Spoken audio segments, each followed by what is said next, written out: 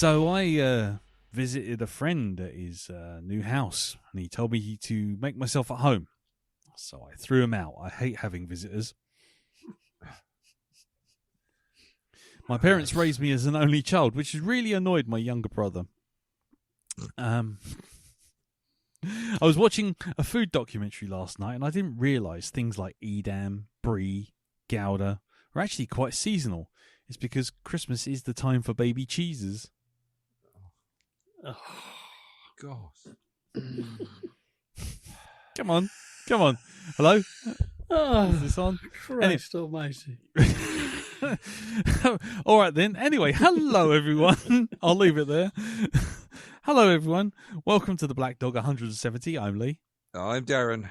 I'm Jim. I'm Elton. And this week we will be seeing how everyone's week's been. Then we'll have a little bit of feedback for last week's episode, Totally Killer. And then we will be on to this week's episode, which is your choice, Jim, which is Roadhouse or to 2024. Or to put it another way, Roadhouse. Yes.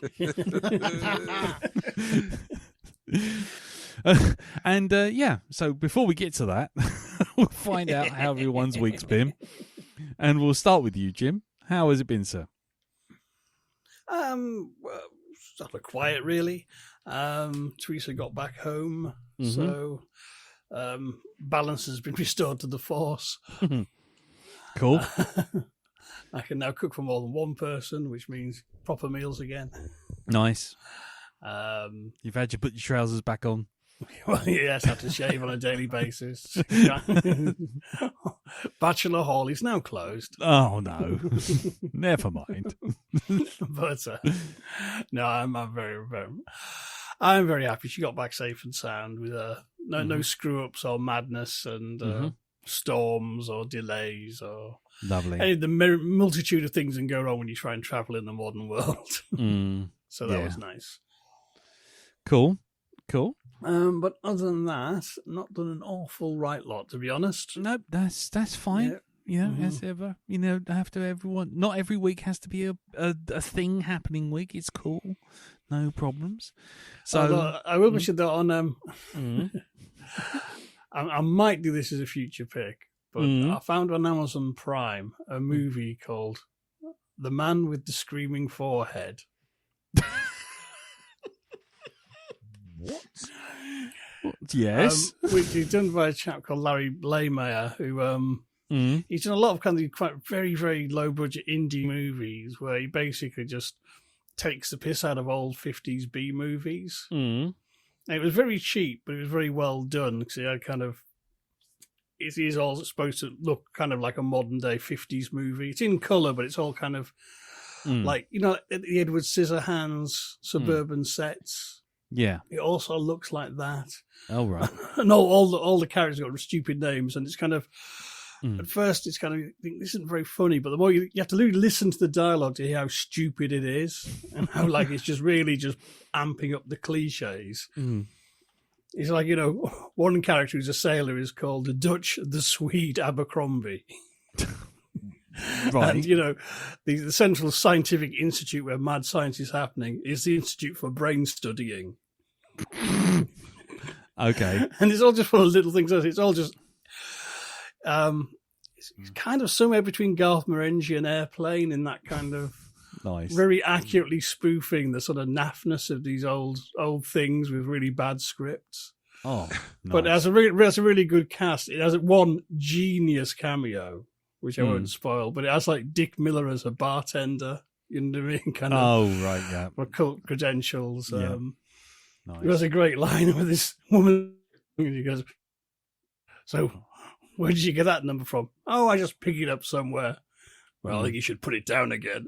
Oh, right. It's that kind of thing. Yeah. But once you get into the rhythm of it, it's just very, very entertaining. Just a really good send-up of like 50s sort of schlock. Nice. With stop motion effects for the screaming foreheads who are taking over a town. Screaming foreheads. They're sentient foreheads that crawl around and jump onto people and take them over. Okay. Right. See, all I can think of is that Joaquin Phoenix thing, that meme of his upside down forehead in Her? What? Do you not remember that? No.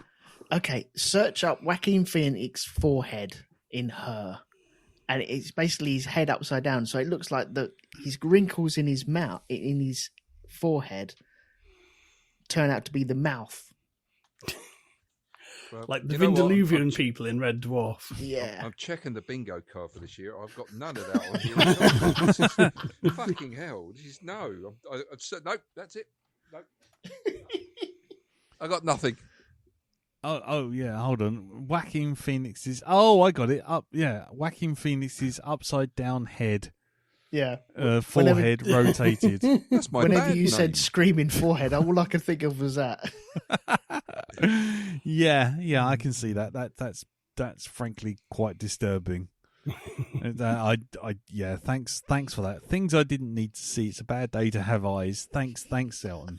Cheers. It's not a sequel to that film with the bloke with the screaming skull, is it? What? Wolf Cop? Wolf Cop, yeah. No Face McGinty.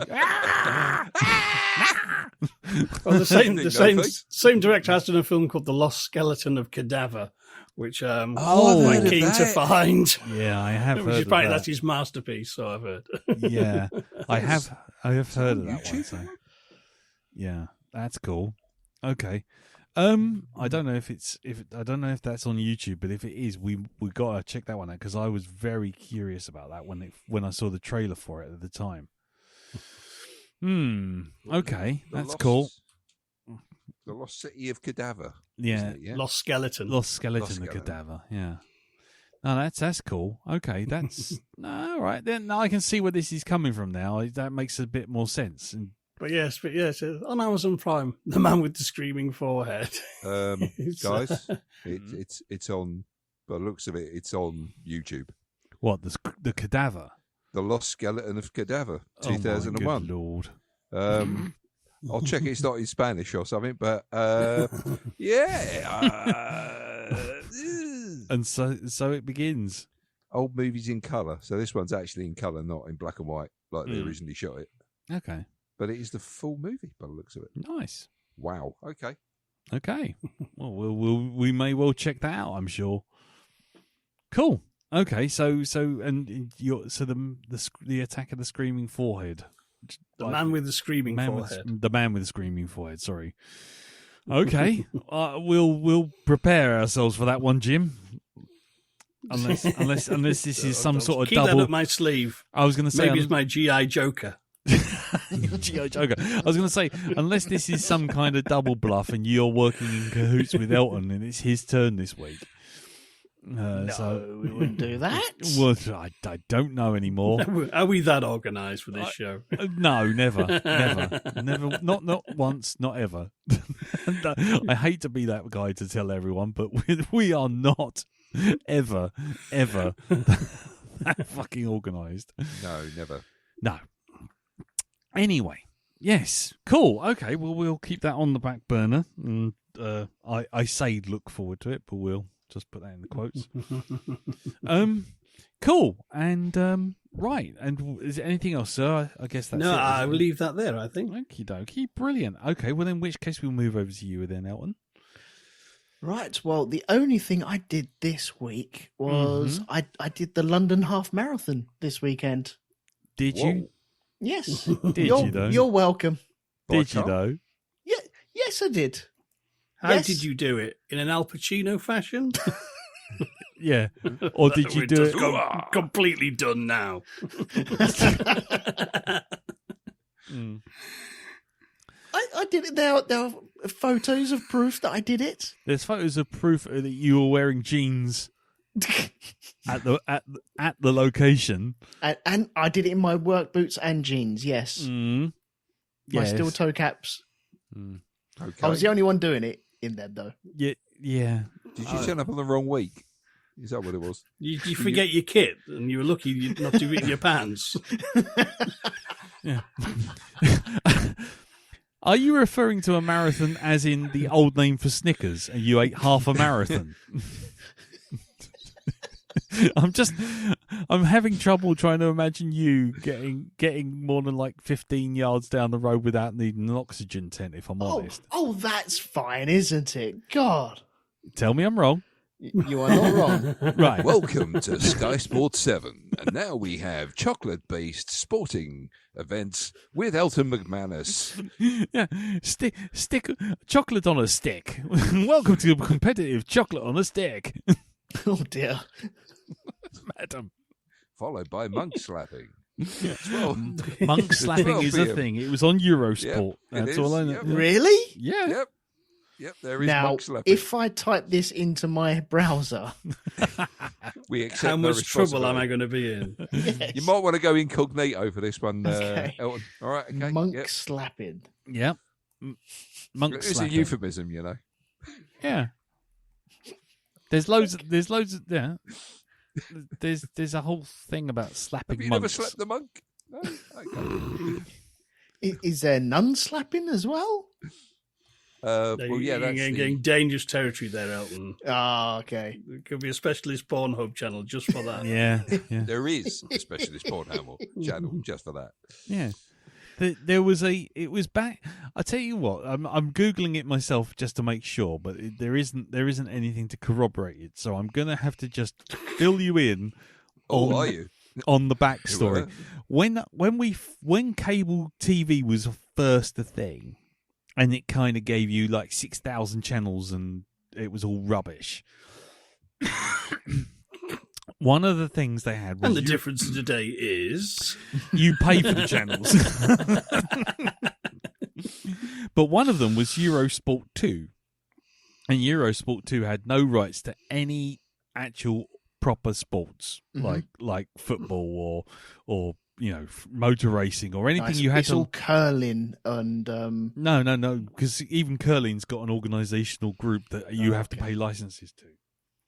Was it kabaddi then? It was like that. It was like sort of daily. There's kabaddi, international pogs, Tiddlywinks. Pokemon Ladders. trading cards, professional trading cards. shin kicking, Yeah, cheese rolling.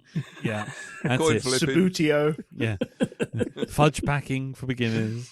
Anyway, and what they did was they just took anything they could to fill the time, otherwise they'd lose their license, Eurosport 2. So one night, myself and Jess were sitting at home, and this was when Carol was doing her teacher Jess training. is in a lot of these stories. Yeah, I've well, noticed. he is, because he and I are bad influences upon each other. But the thing is, we were sitting in this flat, and basically Carol was off doing teacher training, and we were flicking through the channels, and essentially we came across Eurosport 2 or whatever it was, and they had, and this was like midnight, like monk slapping.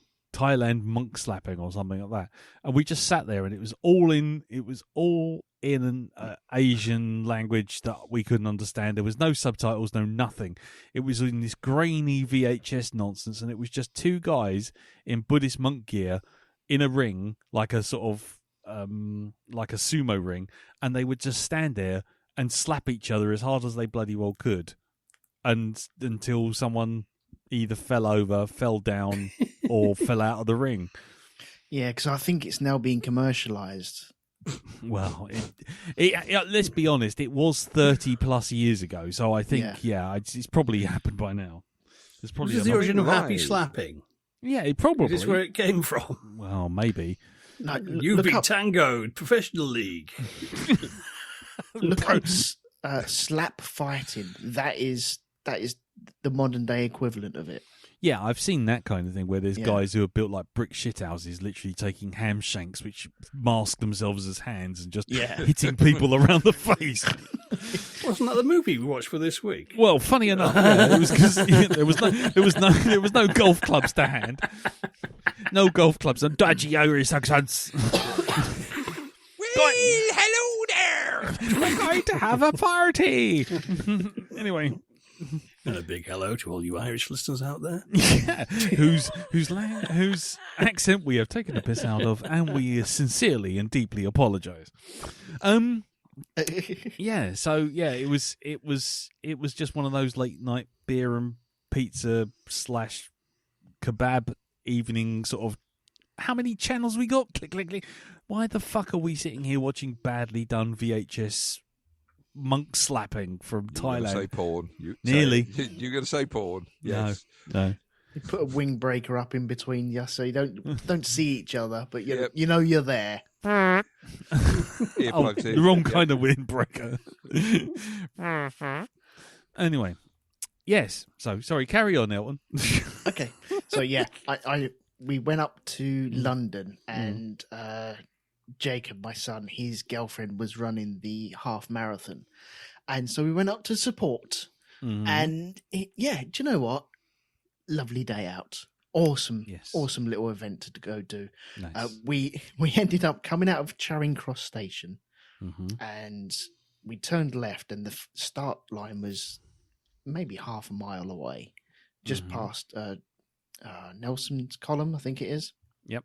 And so we were there, and we stood on one of the corners. So you run from the start all the way down the street. I think the Strand. I don't know the names of the roads, and all the way back again, and then round a corner that we were at, round the 1 mile mark. And I'm stood there, and I've got my daughter next to me, and I've got my son next to me, and we've all got our cameras and everything, and we're all ready to wave and stuff like that. And I'm pose ready, and they've got their little trackers saying, "Okay, she's coming, she's going," and I'm stood there, okay, right, I'm ready to take these photos. And then all of a sudden, Kimmy looks over behind me and waves. I'm like, right. Who are you waving at? She went, I'm just waving at Maddie. What? What? Oh, did I miss her? She said, yeah, I did. So, Good work. In a big crowd of people. One job, man. One job. One job, yes, exactly. Literally had one job. Yeah. Did you miss her while making one of those sarcastic comment posts that you were doing on the Facebook group? No, that was as I was running it myself. I'll have you know. Mate, the only way you'd run it is if you were sitting in an office going, someone, you over there, go make me a half marathon. Were you looking at an app to see when she was going to be running by and completely they were. Because you were looking at the app? No, they were keeping track, and they were going, right, okay, get ready. Everyone got all their cameras ready. And I just totally missed it. You plum. You absolute plum. So then we turned around. It was like, oh, okay, well, that's it for us. We'll go see her at the finish. And we had this idea of going off and doing some touristy things. And before it all happened, I said to my daughter, oh, we could go to the galleries and walk around the galleries. And then I saw the huge swaths of people around London. I was like, I am not going anywhere in there at all. Not a chance, thank you.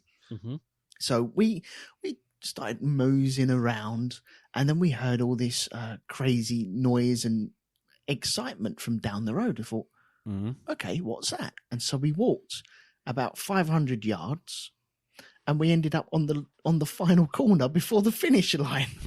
So he was like, okay. And then we stood there for 2.5 hours waiting for her to turn up. Nice. But it was fun. All I would say is, even though we've been through pandemics and wars and shit like that, people are still dicks. They're massive dicks. So you have almost the last straight. So you got the finishing straight, and then a 90-degree turn to the left, and we were on the stretch before the left-hand turn. Okay, right. And so people are knackered at this point, absolutely shot to pieces, been training for this half marathon for however long. And it's a great photo place. And runners will be running down this road and drifting to the left-hand side of this road so they can go around the left-hand corner. Thus, people start... there are metal barriers up, but there aren't enough metal barriers to go around the whole route. So I think they put them in strategic points, mostly on corners, so they don't cause any problems. And where we were stood like maybe there was like 5 metal barriers, and people saw the rest of the road and was like, well, I could just stand in the road and take my photo, couldn't I? Oh. And what happens, and I've seen this at football matches, I've seen this at school events, I've seen this everywhere. You have the person further down the road, he will take a step into the road. And then the person behind that takes a step and a half into the road. Mm-hmm. And then all of a sudden, you're bottlenecking all these marathon runners coming up towards you. Yep. In a pincer position, because people on the other side of the road are starting to do this. Mm-hmm. And now people are starting to get tripped over as well. It's like, you idiots, just get the fuck out the road. There's so much room for everyone. Yep. It just turns into a big funnel of people, doesn't it? I can't believe it. It's soul destroying. It really is. Yeah. It's like those people who feel the need to run across the road to get to the other side for some fucking reason or another. Yep. Yeah. You know, you see them on camera, they're just like, oh, quickly run. Yeah, there was loads of that. Yeah. They're the same kind of people who think that they could just go an extra 200-300 yards down the road in a car in front of an ambulance because they just need to get a little bit further. Mm-hmm. Yeah. Yeah. Indeed. Yep. Arseholes, I think. Yeah, is so what we they're saw commonly known as. We saw the best of London and the worst. some of the worst of London as well. It was ridiculous. Nice. There was some guy who did collapse almost in front of us as well. Oh, and right. He looked like his body had no energy left in it. Oh, He was bless him. absolutely zapped, and he was, let's say, 600 meters from the from the finish line. Ugh. Really? He was so close, and to the point where the paramedics came running down and kind of propped him up against their legs and then propped him up against the fence, and he could barely hold his head up, let alone his whole body. Oh, And blimey. they managed to swing him onto a stretcher. Mm. Now, I think they ran down the road and made him cross the line on the stretcher, I think. Oh, But I'm not too sure. right. But he was so close to the finishing line. But it was one of their moments of you feel really sorry. You're staring as well. You don't mean to stare. Should I go over and help? I don't know. I'm going to be crossing a lot of people here. Yeah. And so, yeah, there was a lot of feelings going on Best not to. Yeah, just leave it to the professionals to handle that sort of stuff. there. Yeah, exactly. Yeah. Otherwise, he'd sue my ass.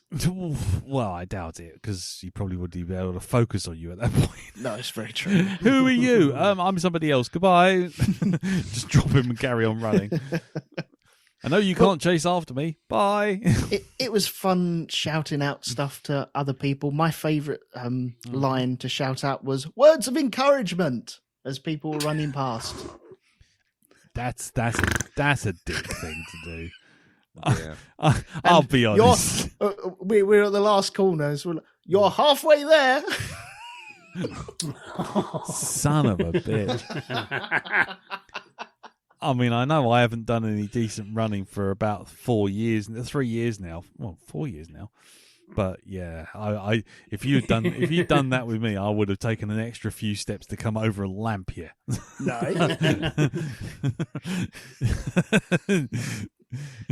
it was good. It was a lot of fun.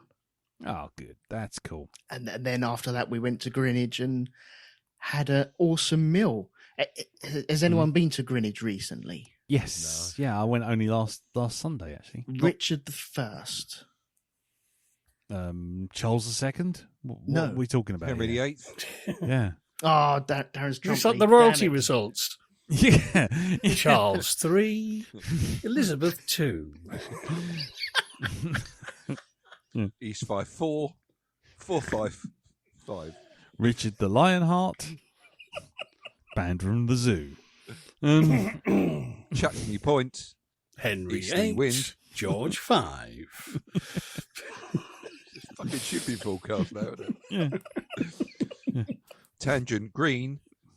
Banana Moonface. Squall.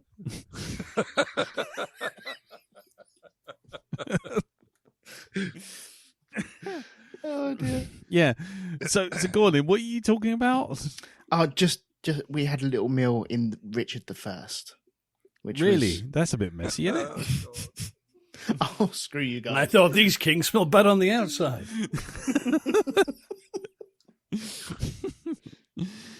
Oh, dear. No, it was really nice. I ended up having a burger there. Mm. And it sounded really nice. It came out, it was really glorious. I was like, oh, wicked.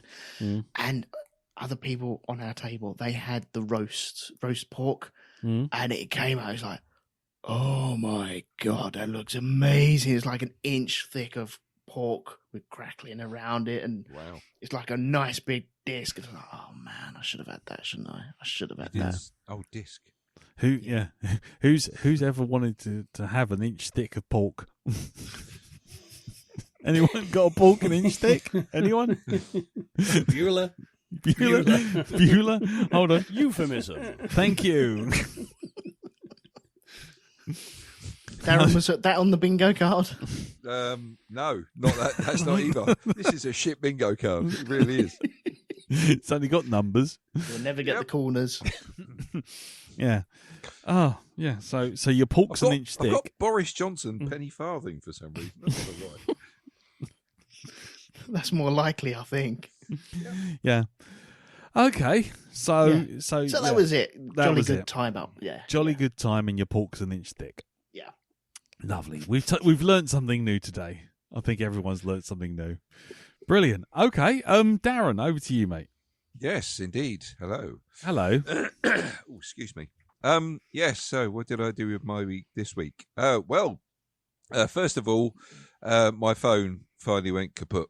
So, I had to get a brand new one. So, went to a place called Back Market, and ordered exactly the same phone that I've got at the minute. That doesn't sound dodgy whatsoever. No. No. It's actually an official site. This is the thing. It's not there was a big long pause after official then. yeah.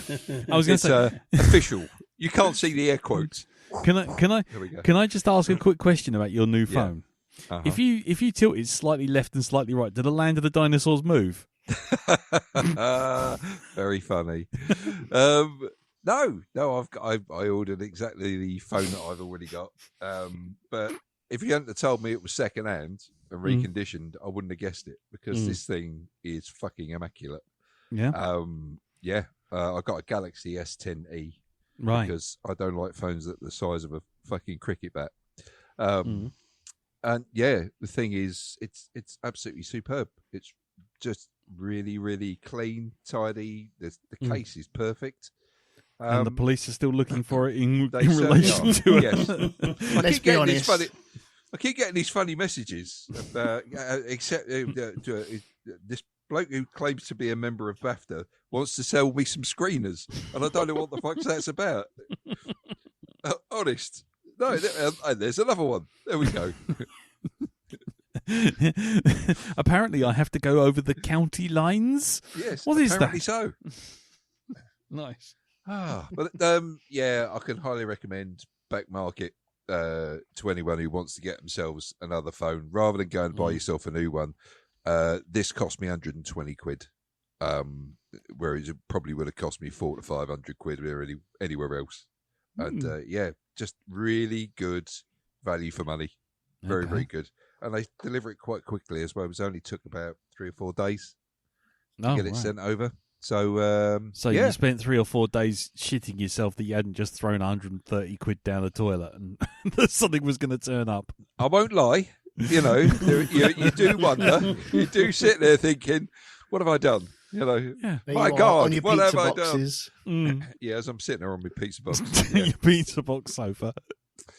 So, yes. So, that was that. So, yeah, Back Market, go there, get yourself a phone if you need one. Nice and cheap, and they're good. They're really good nick as well. Cool. So, let's see. What else have I done this week? I did go to the cinema. Okay. I went to see a film directed, and I think partially produced by Dev Patel, which is Monkey Man. Okay. And how was that? Absolutely brilliant. Really, really good. Yeah. Let's see now. I shall read the summary, just in case anybody's interested. A young man ekes out a meagre living in an underground fight club where, night after night, wearing a gorilla mask, he's beaten bloody by more popular fighters for cash. After years of suppressed rage, he discovers a way to infiltrate the enclave of the city's sinister elite. As his childhood trauma boils over, his mysteriously scarred hands unleash an explosive campaign of retribution to settle the score with the men who took everything from him. He does get the shit kicked out of him in this. He's basically the fights are fixed. Right. So he's paid to have the living shit punched out of him in a monkey mask. Yeah. Okay. And it is quite brutal there. But to tell you the truth, it's not until I'd say about a third of the way in when the action really starts to kick off. And there's something like a 15, 20-minute chase through a city. And that's where things really start to pick up with the film. The fight scene's very, very painful. Lots of people having things broken. Faces getting caved in and stuff like that. They do compare it to The Raid, but I would say The Raid is a lot more violent than this film, even though this is incredibly violent. Yeah. I'd recommend it. Nice. Go see it. There is a reason why he's called Monkey Man. Apart from wearing the mask, there's a whole backstory to it. It's quite a personal thing. Right. Does he have a cloud and a bow staff in his ear? No, fucker doesn't need that. Right. He really doesn't need any of that shit at all. No. So, but I'll tell you what, it's got, I've found out what Sholto Copley's been doing all these years now. We haven't seen him for a while, but he's in 2 Asian action movies. He's in this one as a sort of a bad guy, and he's in another one, I think it's called Kill, which is Bullet Train. It's about a bloke fighting his way through a train, and on top of a train. No, it actually looks really, really good. Again, lots of very painful punching, people getting things broken. So I think this might be the year of Asian action movies. I'm not sure, but there's a lot of them coming out. Yeah, there's lots of ultra violence, not a lot of talking kind of action movies coming, because there's the other one, Boy Kills World. Have you seen the trailer? Oh, I love the look of that with John C. John H. Benjamin. Yeah, as the voice of voice of Bill Skarsgård. Yeah. Brilliant stuff. Yeah. Well, they showed the trailer for that during Monkey Man as well. Yeah, I bet they did. Yep. So that's another one on the list. Cool. Of going to see there. Right. So after that, the other thing this week was I managed to cup hold of a game on the PC, one that I've been after for a while, called My Happy Neighborhood. And the synopsis for that is: in my friendly neighborhood, you play a maintenance professional, Gordon. For the last job of the night, he travels to a derelict television studio to disconnect a transmitter on the top of the floor. It has spontaneously started airing cancelled children's TV, a cancelled children's TV show over and over again. Yeah, this takes so many liberties with fucking Sesame Street. Yeah. It is unbelievable. It hasn't just got a big bird in it; it's got a fucking big bird in this. Is it called fucking Big Bird? It should be. Right. For how tall it's about 30 foot tall, this thing. But basically you are fighting against children's TV characters that have come to life. Fuck punching Cookie Monster right in the right in the Happy Nuts. Fucking right, yes. But they do some wonderful little things with the format. They've got, like, your guide through this whole thing is a sock puppet that appears every once in a while to try and guide you on the correct path. Right. So that's very funny. But you've got things like, you've got a weapon. You know how they, this week's program has been brought to you by the letter E, A, and Z, that kind of thing. Yeah. You've got a gun that fires letters at people. So it fires actual letters from the alphabet as ammo. They're all written on Post-it notes that you load into the gun. And then you just fucking have these characters. with it. Right. So, yeah, the humour in it is really good. I'm a bit of the way through it now. Got stuck on one bit, but to tell you the truth, if you're a bit of a seasoned gamer, you're not really going to have too much trouble with this one. But it is fun to play. Yeah, very much so. Okay. So there we go. My Friendly Neighbourhood. I think you can get it for about £5-6 now. Okay, and that's on Steam or something, is it? Yeah, it's on Steam. I think you can get it on PlayStation as well and Xbox, but it's definitely on. You definitely find it on Steam. Yeah, no. I won't be playing anything on PlayStation because I'm still bringing democracy to the fucking masses. Are you? Yeah. Oh, of course you are, because you're hell diving. Yes, I will get on there soon. I've seen some of the interesting things that's been going on with that game, like the mysterious ship hanging in orbit. Oh yeah, don't worry, that thing's freaking everyone out. But they upgraded the game recently before the automatons got their asses kicked, and now they're coming back. But of you're running around a corner and you're thinking, oh right, okay, so I'm fighting a load of Terminators and they're all various sizes, and you're shooting, and then basically you come face to face with a to scale AT-AT. Oh, and you're sitting there with your pea shooter, go ping, ping, ping, ping, as this thing just goes and just squishes you. So yeah, it's a constantly evolving game, and I love it. I love it to bits. Are they doing the I forget the name of the game now, where they're just introducing lots and lots of franchises to it now? No, it's not like Fortnite. No. Basically, that's it, yeah. Basically, it's a perpetual war. And essentially, you are a helldiver sent out to a planet or planets. You can pick whichever one you want, and the sectors are constantly moving and evolving and changing, and the bad guys are sort of getting closer to the Earth and getting driven back. And each planet has its own sort of percentage of democracy that's been administered, shall we say? And essentially, they can if your helldivers don't complete missions on the planet, and bearing in mind this is perpetual, so this is going on all the time. If I logged on right now, there's all sorts of planets that may have fallen to the enemy or been taken away, and basically you get given orders that say, right, the automatons are doing this and the terminid bugs are doing that, so you can choose which side you want to go, and then you come back and like thousands and thousands of people are taking over these planets. So if you complete a mission, your mission will affect 0.0001% of the possession of the planet. So, and when we were taking over, was it a planet called, I think it was called Drawgear or something like that. Essentially, me and Jess were playing it for about 7 hours on Sunday, and just chilling out. And we did about 15 missions, and I think we contributed a whole 0.1% to the possession of that planet.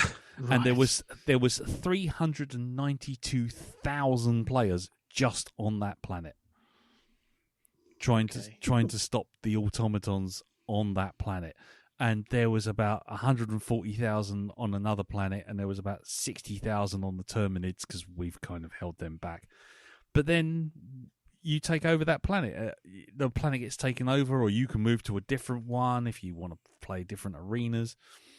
And it's constantly going. So, like I say, my phone with its little app rang and sort of warned me that a race that we thought we got rid of has just suddenly reappeared, and it's like, oh fuck. I've actually heard that there's this mysterious player that's been going around jumping into people's games and gifting them APCs, and apparently it's one of the devs of the game. Yeah, you get those. There's actually like a games master who's called Joel, who's actually got the whole meta sort of plot behind everything going on in his head, and so he sort of guides. Right. He kind of guides the bad guys to do various things and attack various planets and go in various directions. So so that new upgrades inside the game get released through the narrative that we as players kind of unveil. So we took over an automaton planet and found new technology, so the game's upgraded and giving you new guns and weapons and all this kind of stuff. That's nice. I like the it's that whole thing of, the most scientific advances take place during wartime. Oh yeah. Well, I've got myself a nice mech now. So if worst comes to worst, I just call this mech down and I stomp around in it. It's like walking around in a battle tank, just stepping on everything. Well, Jess has got himself an orbital rail cannon. So he's sort of like we run into sort of like bad guys, and he just throws this little marker at them, and you just see this little laser beam sort of track to this thing, and then you just hear boom, and the creature just sort of turns from like 6 legs of robot to 0 legs of robot, and lots of scrap just flying everywhere. So yeah, nice. Yeah, it's very good. It's good fun. It's good fun. Lots of good fun. If people like good cooperative gaming, definitely check it out. Anyway, sorry, I jumped in there. You got anything else for your week, Dal? Just about a book that I read that I know you're going to talk about. Well, you can talk about it, and we'll talk about it because it will then blend over into my week. Oh, okay. Yeah, go on. Yes, okay. A book that Jim has reviewed called All the Fiends from Hell, or All the Fiends of Hell. Isn't it? All the Fiends of Hell. All the Fiends of Hell by Adam Neville. Yes, a very, very interesting take on alien invasion, done from a very British point of view. Yeah. Yes. You're not far into it though, are you? No. I am liking some of the dynamic in it of, like the actual main character himself and the sort of stuff that he's starting to find as he's going around. Okay. And, So can I just ask something? Have you been to an old people's home yet? He's just on his way there right now, but I know where you are.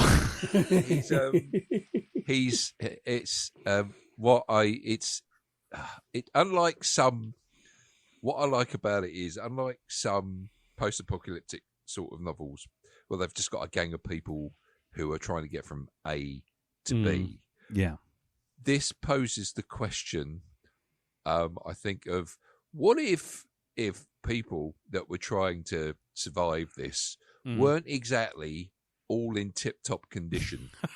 No. What if you had the people that, shall we say,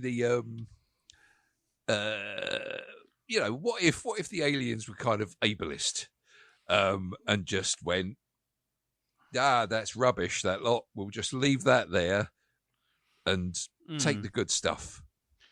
Well, it's as they call it. It's interesting. I have a lot of theories about the alien menace. I say aliens. We have no idea where they come from. Yeah, but I have a lot of theories on that. But I won't go into them because obviously that's spoiler territory, and also could be completely and utterly fucking wrong. But well, that's the thing. It's very much kind of what I liked about it.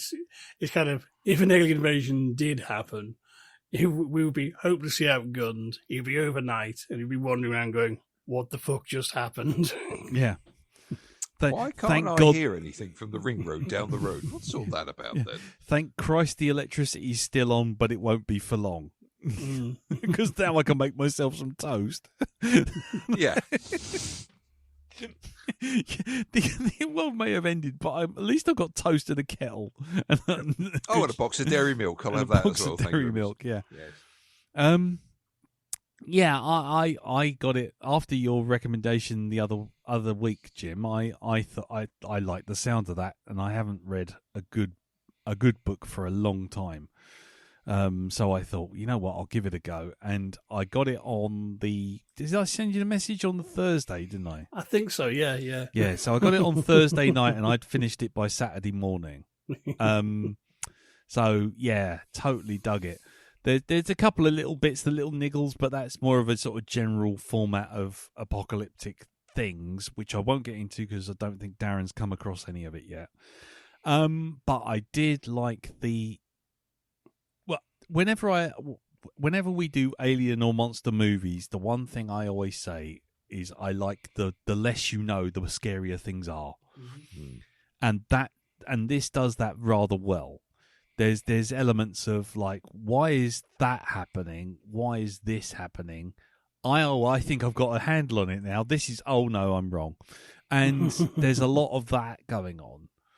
And I thought the general vibe of War of the Worlds runs through it like a stick of rock, especially towards the middle and end. Yes. Once everything really takes hold. And I properly dug it. I really thought it was really good. And what's even funnier was my eldest. She was down with her girlfriend down in Portsmouth. So there's a whole sequence with Portsmouth, and I'm thinking, oh, okay, I know exactly what they're talking about there. Okay, never mind. Don't worry, Portsmouth. I'm sure it'll buff out nicely.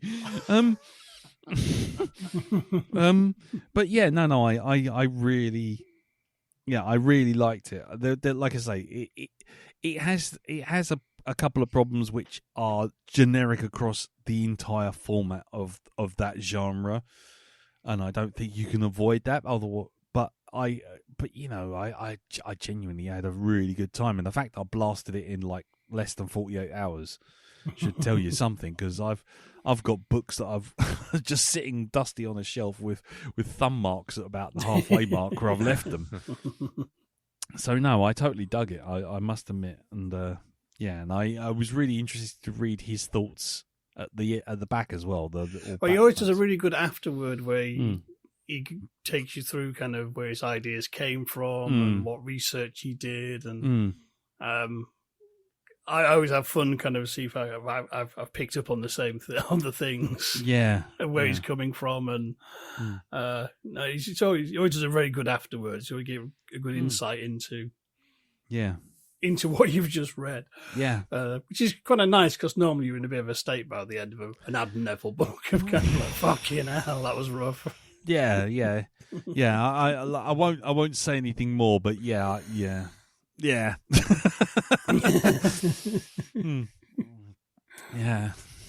As I said in my review, you don't so much read this book, you more just sort of survive it. Yeah, you get to the end and you go, oh, thank fuck for that. But yeah, no, I liked it. Yeah, like I say, I'll discuss more about it once everyone's read it, and if we get a spare 5 minutes between recordings, because there's a bit to discuss, but I don't want to spoil anything. I like the artwork on the front of his books. Oh, as yeah. well. Been looking through some of the other ones that he's got there, and they're really quite stark and It kind of reminded me of the work of our compadre Danny Davis. Actually, some of them very similar. Yeah. It does actually. It does have that feeling. I've actually got a piece of his artwork, which is like a priest kind of character, and it did remind me a lot of that. So I'm quite all round good package. Thumbs up, I say. Indeed. Anything else, sir? No, just that. That's all I can think of. Okay, well, that's about it. Like I say, that blends into my week, which was obviously the book. So we've done that. I went to a film quiz at a cinema. Aha! At a cinema, no less. And I thought to myself, oh, God, we are going to get fucking trounced. You know when you go to a pub quiz, and like there's obviously regulars who go to the pub quiz a lot, and so they all know the pub quiz runner. Mm-hmm. And you just think, oh, okay, so this is all friends doing gags for each other. Bit cliquey. Everyone's going to know all the jokes. Everyone's going to know all the questions, blah, blah, blah. So I thought, oh, we are going to get absolutely spanked. There's 14 tables.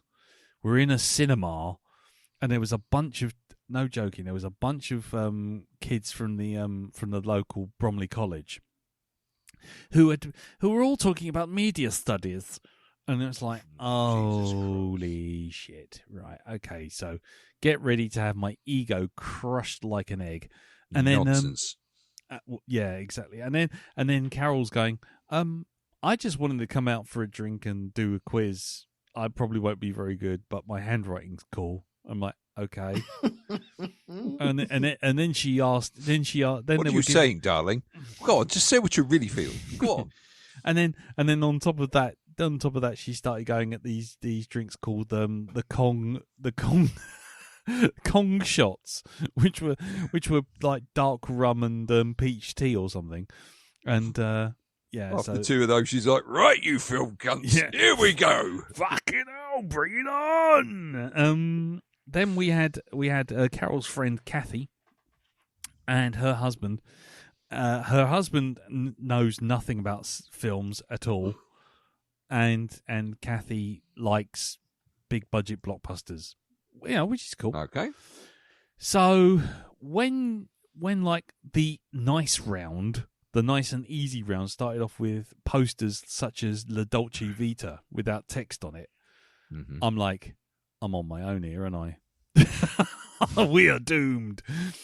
But, between the four of us, we got through and we came third.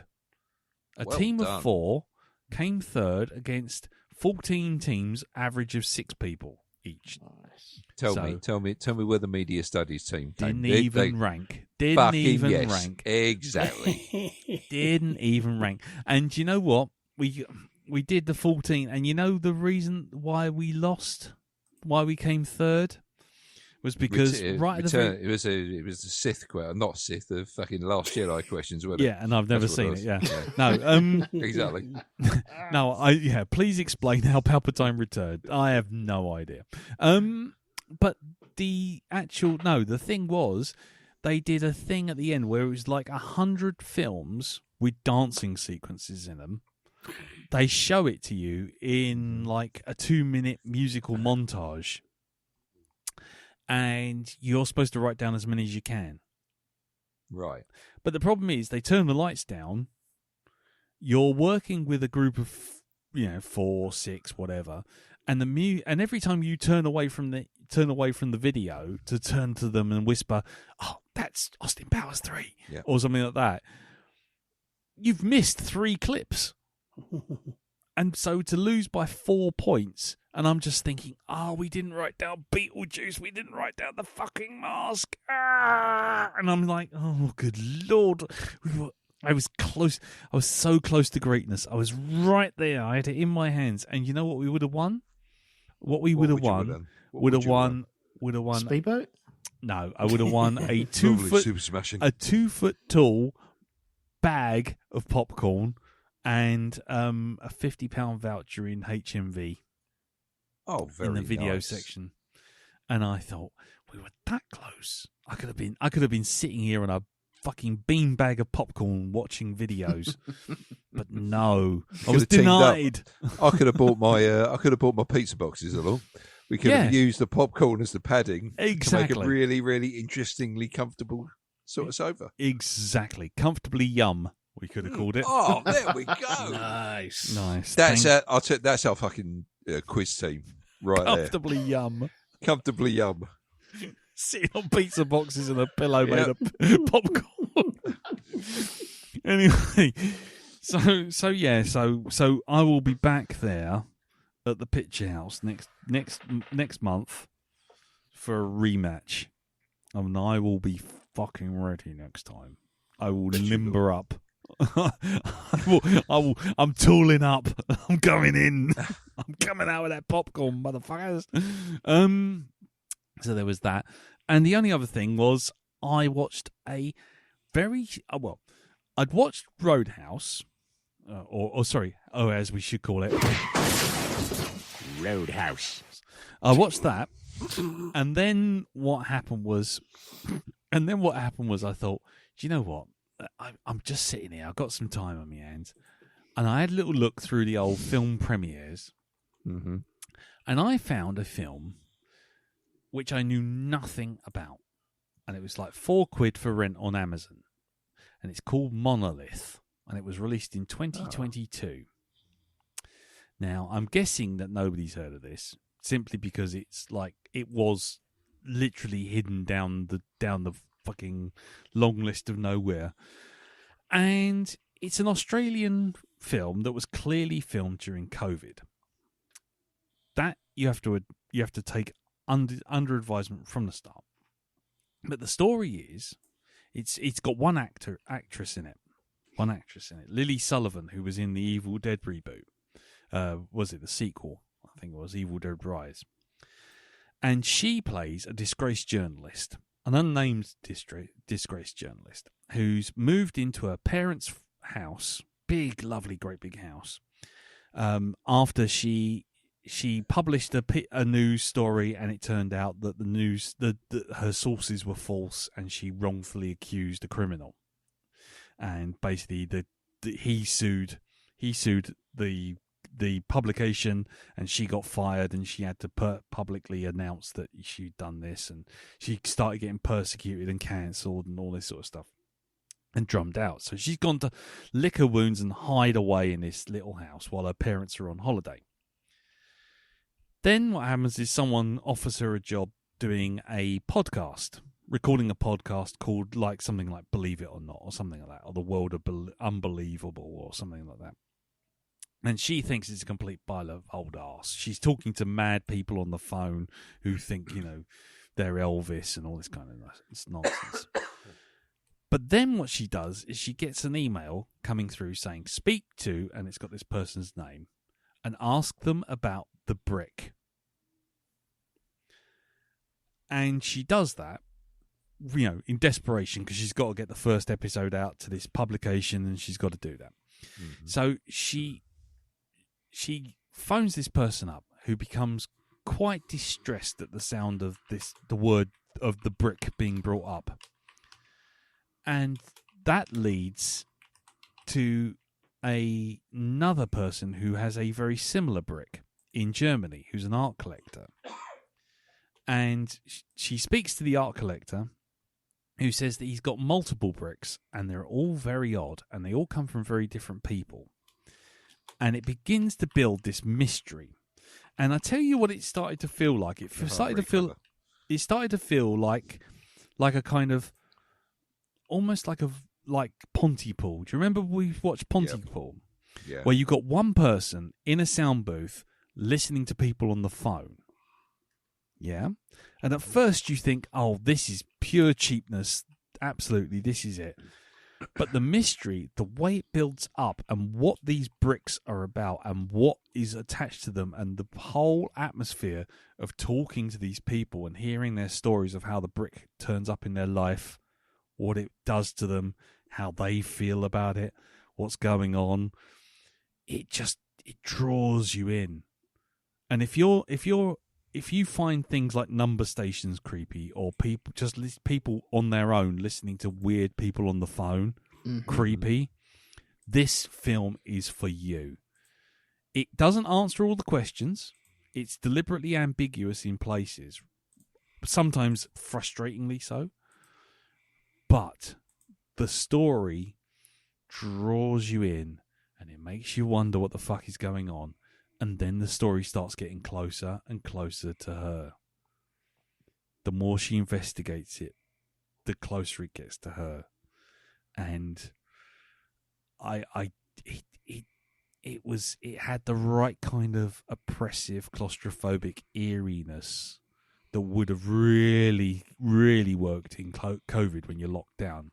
Yeah. Stuck on your own in a house in the middle of nowhere. And you can only talk to people over the phone. You can't see them. You keep hearing about all these things, but you don't know what they are. You don't know if it's real or not. Are they all having a mass hallucination? What's going on? Someone's looking at these bricks. Someone's got an attachment to theirs. Someone's really scared about getting theirs back. Someone's very curious about why this person's looking into it. That it unfolds all this evidence. She finds all this evidence about this thing and these things, and it was a definition of a hidden gem. You weren't expecting anything from it, and then all of a sudden you're like, "Oh, I quite dig that. Oh, that's quite creepy in all the right ways." There's no jump scares. There's no big boos. It's just It's just got that oppressive kind of bottle episode, X-Files, Kolchak the Night Stalker, Pontypool, freaky deaky numbers station kind of vibe about it. I really dug it. I must admit, it's unfortunately it's only for rent for about £4 on Amazon Prime, but yeah, if it comes to free for Amazon Prime, definitely we're going to put that on the docket. Cool. For sure. It's called Monolith. And Okay. I tell you what, there's so much ambiguity around it and so many ways of interpreting towards the sort of middle and end of it, the whole thing. And I'm hesitant to say too much, but I tell you what, you could get so much mileage and tinfoil hat stuff out of it, just talking about it and working out what everything means and how things interrelate. Definitely. Monolith. 2022. There's two films called Monolith. One of them is in 2016, which is a Tamil film, and the other one is the one we want, the Australian one from 2022. There you go. Well worth a look if you stumble across it. Okay. Keep that on the list then. Yeah, definitely. It's already on the list. There you go. No doubt about that. If it turns up for free, we are definitely doing it. I'm telling you that. You mentioned Pontypool. Mm. Have we done that? Yes, that was the one with the cowboy style DJ, nighttime DJ, and it's all about how a virus travels through sound, Right. like And a zombie language. Yeah, zombie virus that corrupts language, and people become more garbled and weird on the phone. I can't remember it. I'm looking at it and I can't remember it. You might not have actually been around for that week. You might have actually been off. It was one of our weeks of horror. I know one of the weeks of horror you were off, but that was a very unique kind of take on the zombie virusy type thing. Okay. So eventually they could only... You hear more and more weird things going on in outside of the sound booth at night. Mm-hmm. Yeah. And then the more he talks, or the more that certain voices are heard gibbering away, the more people are infected by it. So more people are becoming zombies and doing this kind of garbly noise. Okay. And they're kind of infecting people through the voice. But the atmosphere of him, late night DJ, on his own, in a sound booth at night, in the dark, listening to people go, there's someone outside the house. They're talking to me. They're talking to me through the window. What is he saying? And you hear the phone kind of go down and everyone starts screaming and stuff like that over the phone. Mm-hmm. It's that kind of thing that Monolith evokes. That kind of vibe. Okay, cool. So, yeah. I shall say no more because it's low budget, and so I could easily see other people taking right against it because it just is cheap. But I really liked it. Right. Okay. So that's that for our weeks. And we'll just do a quick bit of feedback before we take our break, and then move on to Roadhouse. Oh, sorry. I mean. Oh my God, Roadhouse! So let's just go through the feedback now. The first bit of feedback, first bit of feedback for Totally Killer comes from Mr. David Renane, and he writes,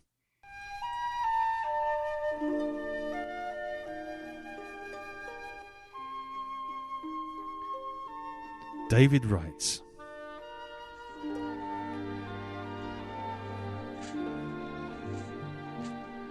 oh dear. Don't get me wrong. I didn't suggest this film as God's gift to cinema, but I thought it would be silly, harmless fun, and I didn't expect it to get quite as much of a kick in. Maybe I was more charmed by the concept than the failures of execution. No pun intended. And maybe it's because my 80s experience is so removed from that of the Northern Hemisphere's baseline. For whatever reason, all your comments are fair, and I'll dust off my season ticket to the bunker of shun until Lee pulls the pin on his next G.I. Joker. I'm sorry all. I chose poorly. He continues, I'm not feeling guilty for suggesting it. Just a little disheartened it wasn't as fun for you as I was expecting. Black Dog often shines when you have the big boots on. Thank you, David. Thank you for that. Sorry. So David did obviously suggest Totally Killer, and we did give it an absolute fucking kick in. Sorry about that. Peter Organ of the broadcast, he wrote in to simply say, this podcast, it brings me joy, you see? It gives me joy.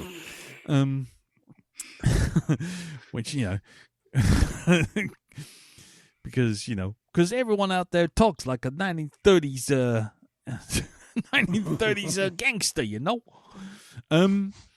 By the way, Jeffrey Mark Hyman wanted to know, Elton, he really wanted to know your version of the film, see your version of the film with time loops and multiple iterations of the protagonist. Yeah, you do. Yeah, which Martin Thompson also agreed to, because he certainly wanted the version where Jamie has to kill her own mother, and it would have been a very different movie. There you go. That would have been awesome, wouldn't it? So yeah, David Jackala of the Dark Corner podcast wrote in. He put a link which I won't share at the moment because it's on the Facebook group of people singing a cappella Africa.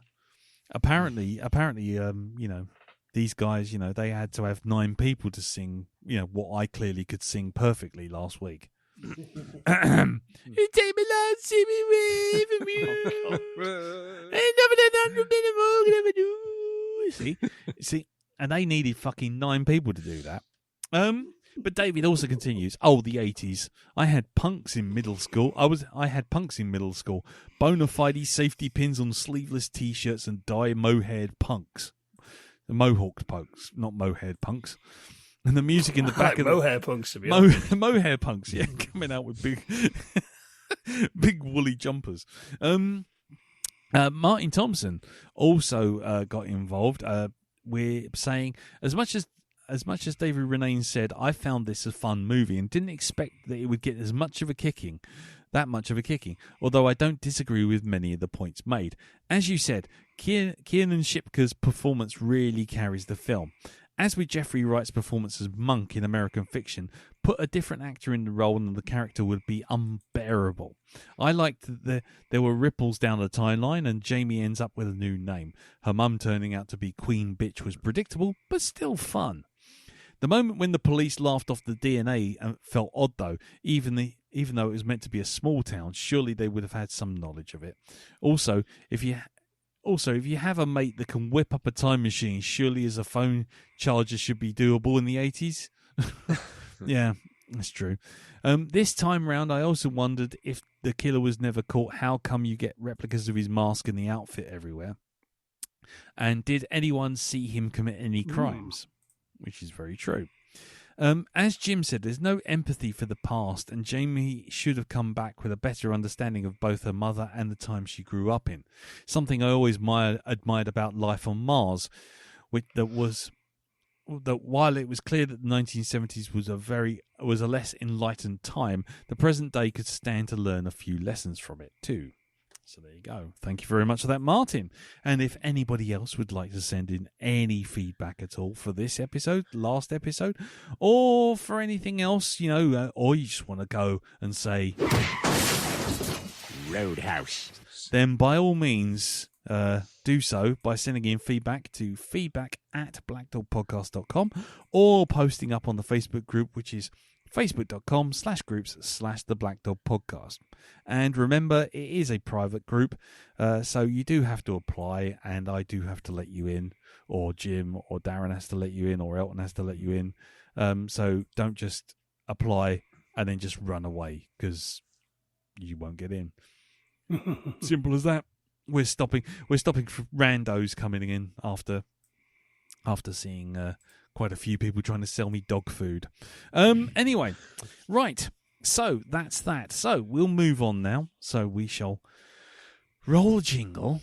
We will have a cup of tea. We will pull up a beachside chair and drive a boat right through. What's this? Help! Somebody! These drunk redneck truckers are trying to have their way with me!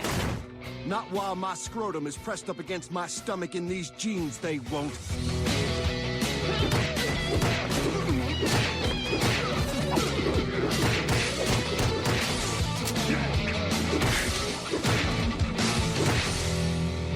Roadhouse. Right, so Roadhouse is a 2024 American action film directed by Doug Liman and written by Anthony Bagarozzi? Whole Bagarozzi? Whole bag of rosy. Whole bag of rose. And Chuck Mondry. It's produced by Joel Silver, a name I haven't heard in a long time. And it's a remake. That's a name I've not heard in a long time. Hello, Joel Silver.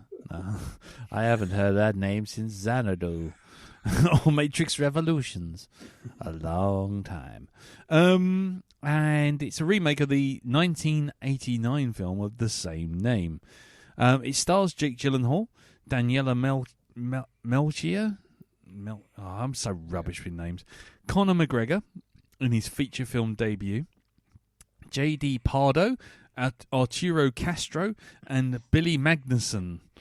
Roadhouse premiered on March 8th, 2024, and the opening night of South by Southwest Festival, and was released by Amazon MGM Studios, which meant it went straight to Prime Video approximately 2 weeks later, and had... Well, I won't go into the reviews from critics because there's no point to that. We're doing this bit. Because it was an Amazon MGM Studios thing, we have no budget. We have no money. We have no how much it made at the box office. No nothing. So we'll just leave it down to our imagination. So how much do you reckon it would have made at the box office, Darren? I think 6 broken ribs and a punch up the bracket. Right. Nice. What about you, Jim? I think it made one rather battered used suitcase full of used notes. Okay. Elton? A face into a piano key. Bing, bong, bong. I don't think this piano's tuned. Well, actually, you're all... you're all wrong. It's actually a boat through the side of the pub. So, Right. like a glove. Yes. So there you go. Yeah, we have no idea. So what we're going to do is, as ever, we'll go round the table before the spoiler zone. Not that, let's be honest, I think if you've seen the poster and you've seen the trailer, there's not much really to spoil, but we'll maintain the format and stick with the spoiler zone. But let's go round the table. Jim, you pick this, so you'll go last. Okie dokie. So let's start with you, Elton. What did you think of Roadhouse? Dumb fun. Mm-hmm. There's my top line for it. It Okay. was a movie where I went in with very, very low expectations. Mm-hmm. Came out with very, very low expectations, realised, but had fun while I was in watching it. So it didn't insult me or anything like that. Mm-hmm. It was just dumb fun. That's all. Okay. Darren, what about you? Yeah, I'd have to say something very similar, really. I actually enjoyed watching this. Mm. But I'd still, Jake Gyllenhaal was really, really good in it. Mm. I think it's his charm. He's not a vicious killer in it. It was just, I loved the way that he kind of followed it up with something like, having a fight and then offering to take the people that he'd beaten. I'll give him a lift to the hospital. Yeah. I love that. He's the stuff his answers to questions and stuff. You know, just his general manner. Mm. Okay, cool. For me, I'll pretty much add to the pile. I sat down to watch this, thinking, well, when we reviewed the original, I was kind of like, yeah, it was alright. It's typically 80s action movie, and by the end of this, I was like, yeah, this is a typical 80s action movie, but done by a director with 2020's technology. You know. It's got a polish and an upgrade. I thought it was good. I thought I sat there, both me and Carol sat there on a Sunday afternoon and watched it, and we were like, yeah, that was a lot better than I expected it to be. And I think that's probably the way to look at it. It's a lot better than you expect it to be, and you don't come away feeling like you've been shortchanged in the action department, and the film kind of delivers on what it sets out to do, which is be like, here's an 80s movie updated. Yeah. It does the trick. So I enjoyed it. I enjoyed it for what it was, let's put it that way. And what about you then, Jim? I mostly enjoyed it, but it's one of those, at the risk of repeating myself, it was very much like last week's film, that there was a lot more potential there to be mined, and it coasted very much on the lead performer to carry the movie. Very much so. And while I had fun with it, I did I don't know, I think I have issues with the last act and certain aspects of it, shall we say. Yeah. Which kind of, it's dumb fun, but if someone had actually, just put the jump leads to the 3 brain cells behind the movie and, just crank the battery a bit, we could have had a really good movie. You know what I mean? For me, it's kind of, when you talk about these sort of remakes of 80s properties, it's kind of the high watermark, I think, is probably still the Denzel Washington Equalizer. Yes. Of that's how you do it and make a movie that actually it's exciting, it's violent, but it's intelligent, and you know what I mean? It's interesting, there's depth. Yeah. This I thought was going to be going along those lines, but it just fell at the last hurdle for doing the spoilers. Oh, right. Sorry, you had a little drop out there. You said you'll leave it for the spoilers. Yes, yeah. Right, cool. Okie dokie. Well, yes, and in which case we shall leave it to the spoilers. So we shall now go and fire up the spoiler warning cannon. As ever, if you don't want to know anything more about the film, then by all means stop the podcast, go watch the film, come back and hear our thoughts. But otherwise, prepare yourself. Baby, Cobra, la la la la la la la la la la la la. An itty bitty ditty bag. Shut up, Wesley. And here we are in the spoiler zone. Is this a bit where we all take our tops off now? It's bold of you to assume I've got mine on. I'll be honest with you.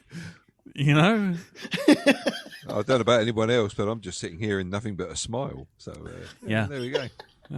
I look like 14 stones worth of melted cheddar on a hot plate.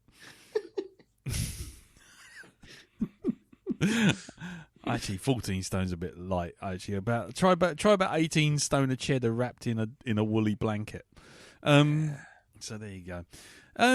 Yeah. So okay, if you feel like you have to get all sweaty and take your shirt off for aesthetic reasons and no discernible point, then by all means go for it, Elton. Sweet. I mean, you obviously ripped from doing that half marathon. Yes. And eventually, you've got to eat the other half before the chocolate goes off. This is very that, right? true. Yes. Yeah. Anyway, right. So let's get down to it. Let's get down to it. So let's get to the real nub of this movie. If you're whittling a stick, what is it going to be? Anything you fucking want, please. A smaller stick. What are you whittling? A stick. What's it going to be? A smaller stick. Anyway, so firstly, let's get this out of the way. We've all seen the original, correct? Yes. Yeah. Right. Okay. Down? Yeah, I've seen the original. Okay, cool. So, firstly, how do you think it compares to the original? Because for me, there's very little Roadhouse in a movie called Roadhouse. Yeah, so I did want to try and watch the original to do a compare and contrast, but I didn't get a chance. But I think on balance, this film does some things a lot better.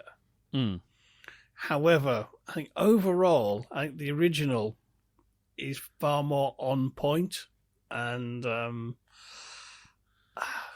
storyline is better focused, the characters are better focused, and the end's better. Okay. Caveat, I might watch it in the coming week and go, no, it's a terrible pile of shit. I take that back.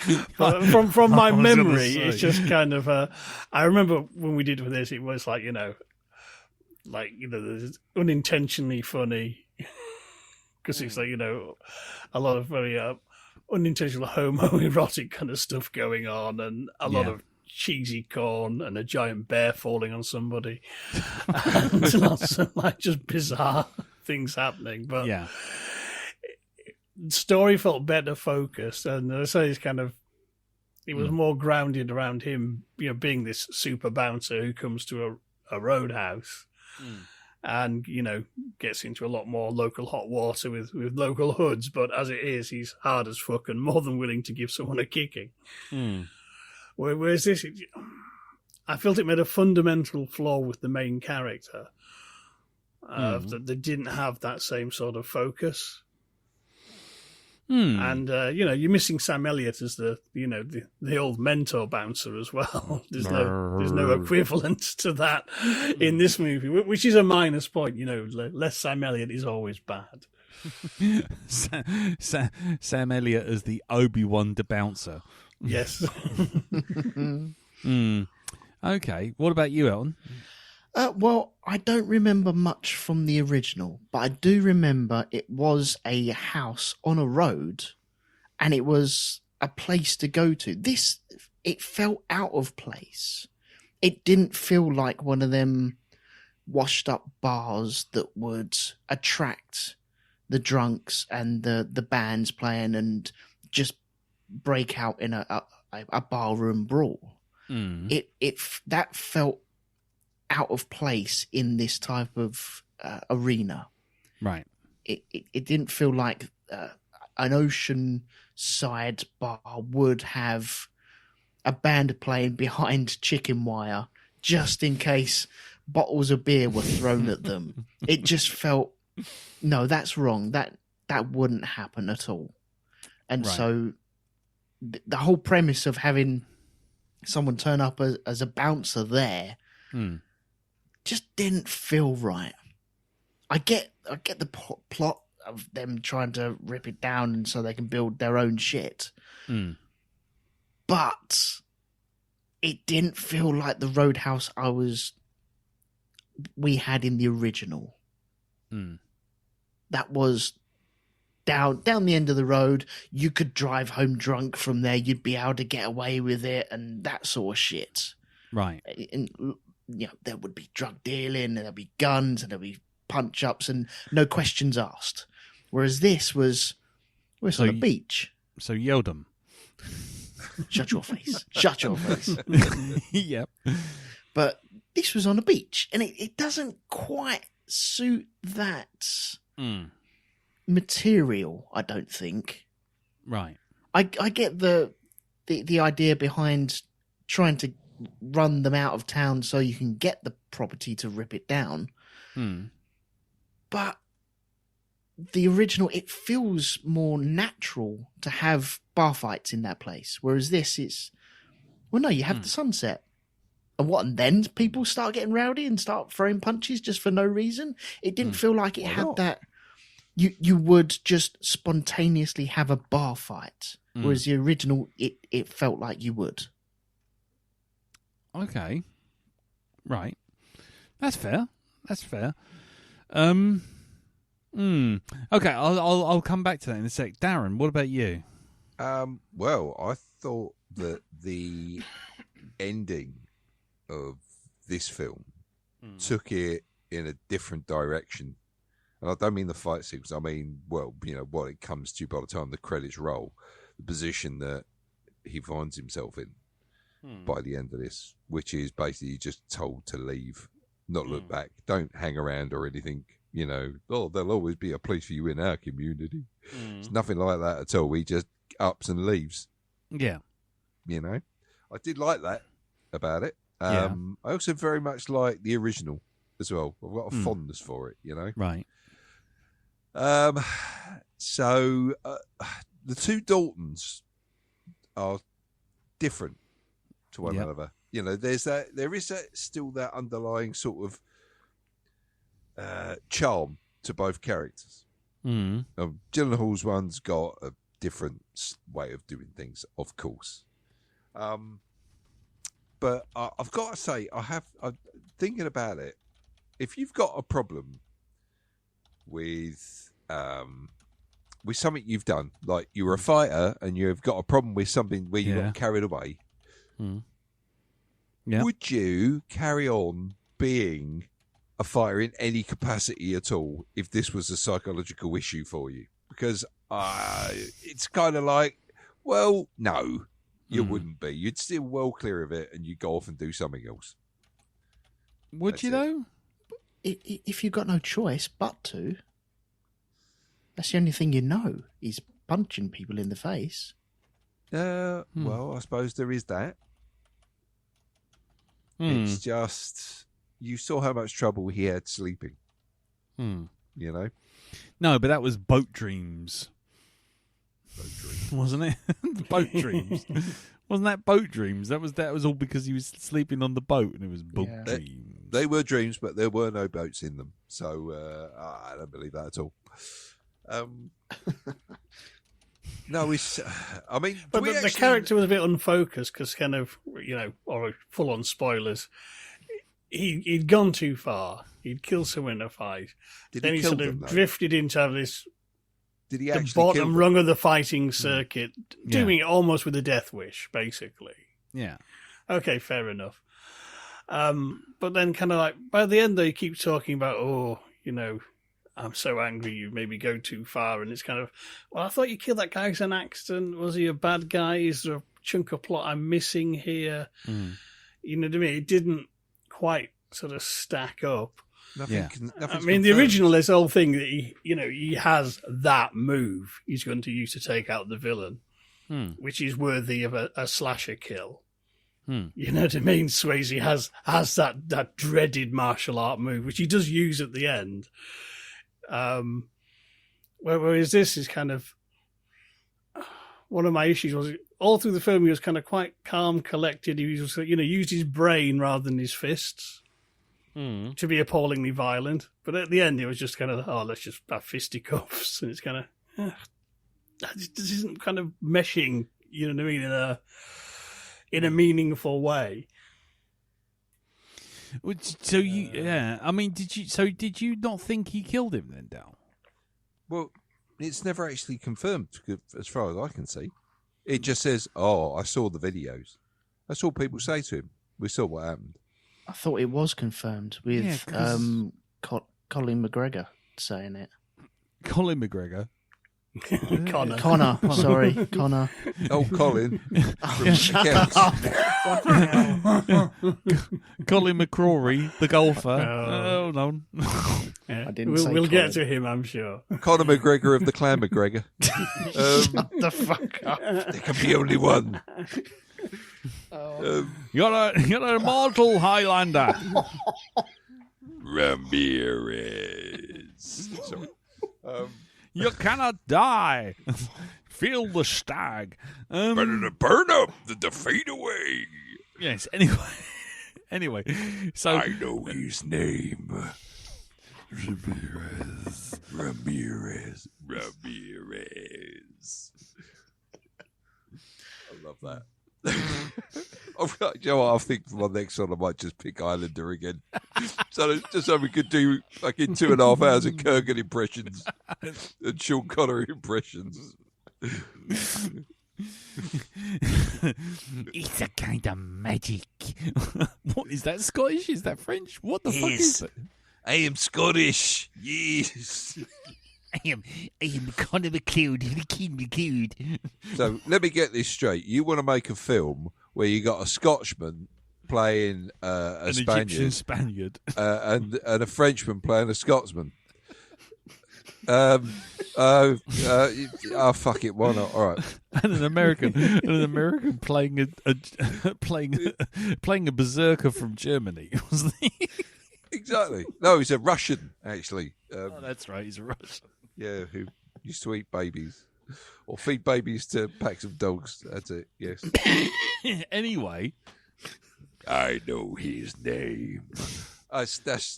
You know how kind of like you have to, in some songs, I don't know if you're like me, you have to actually sing a part of it out loud when you hear it, right, or say it. I get that with "Give Me the Prize" by Queen, which is where you hear the Kogan go, "I know his name." It's quite disturbing when you're in the middle of a packed train and you do that in that voice. I know his name. Better to burn up than fade away. Yep. Yeah. Anyway, so you were saying about Colin Mockery. Colin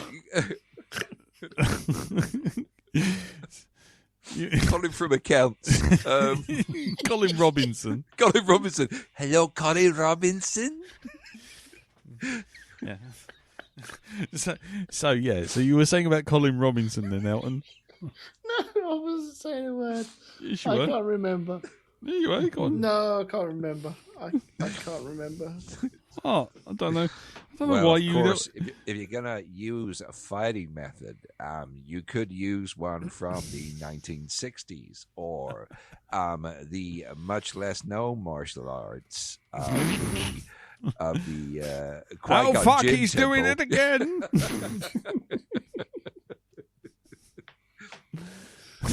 Anyway, he's almost back to full strength. Anyway, where were we? Are we finished? So that's it then. Thank you very much, people. On to Jim. What are you doing next week? What do you have any more podcasts coming out? Ellen, what are you doing? Are you any more Shoky Lab or anything? No. There you go. 22 minutes in and we're out. Yeah. Darren, of course you're doing fuck all. Yeah. Yep.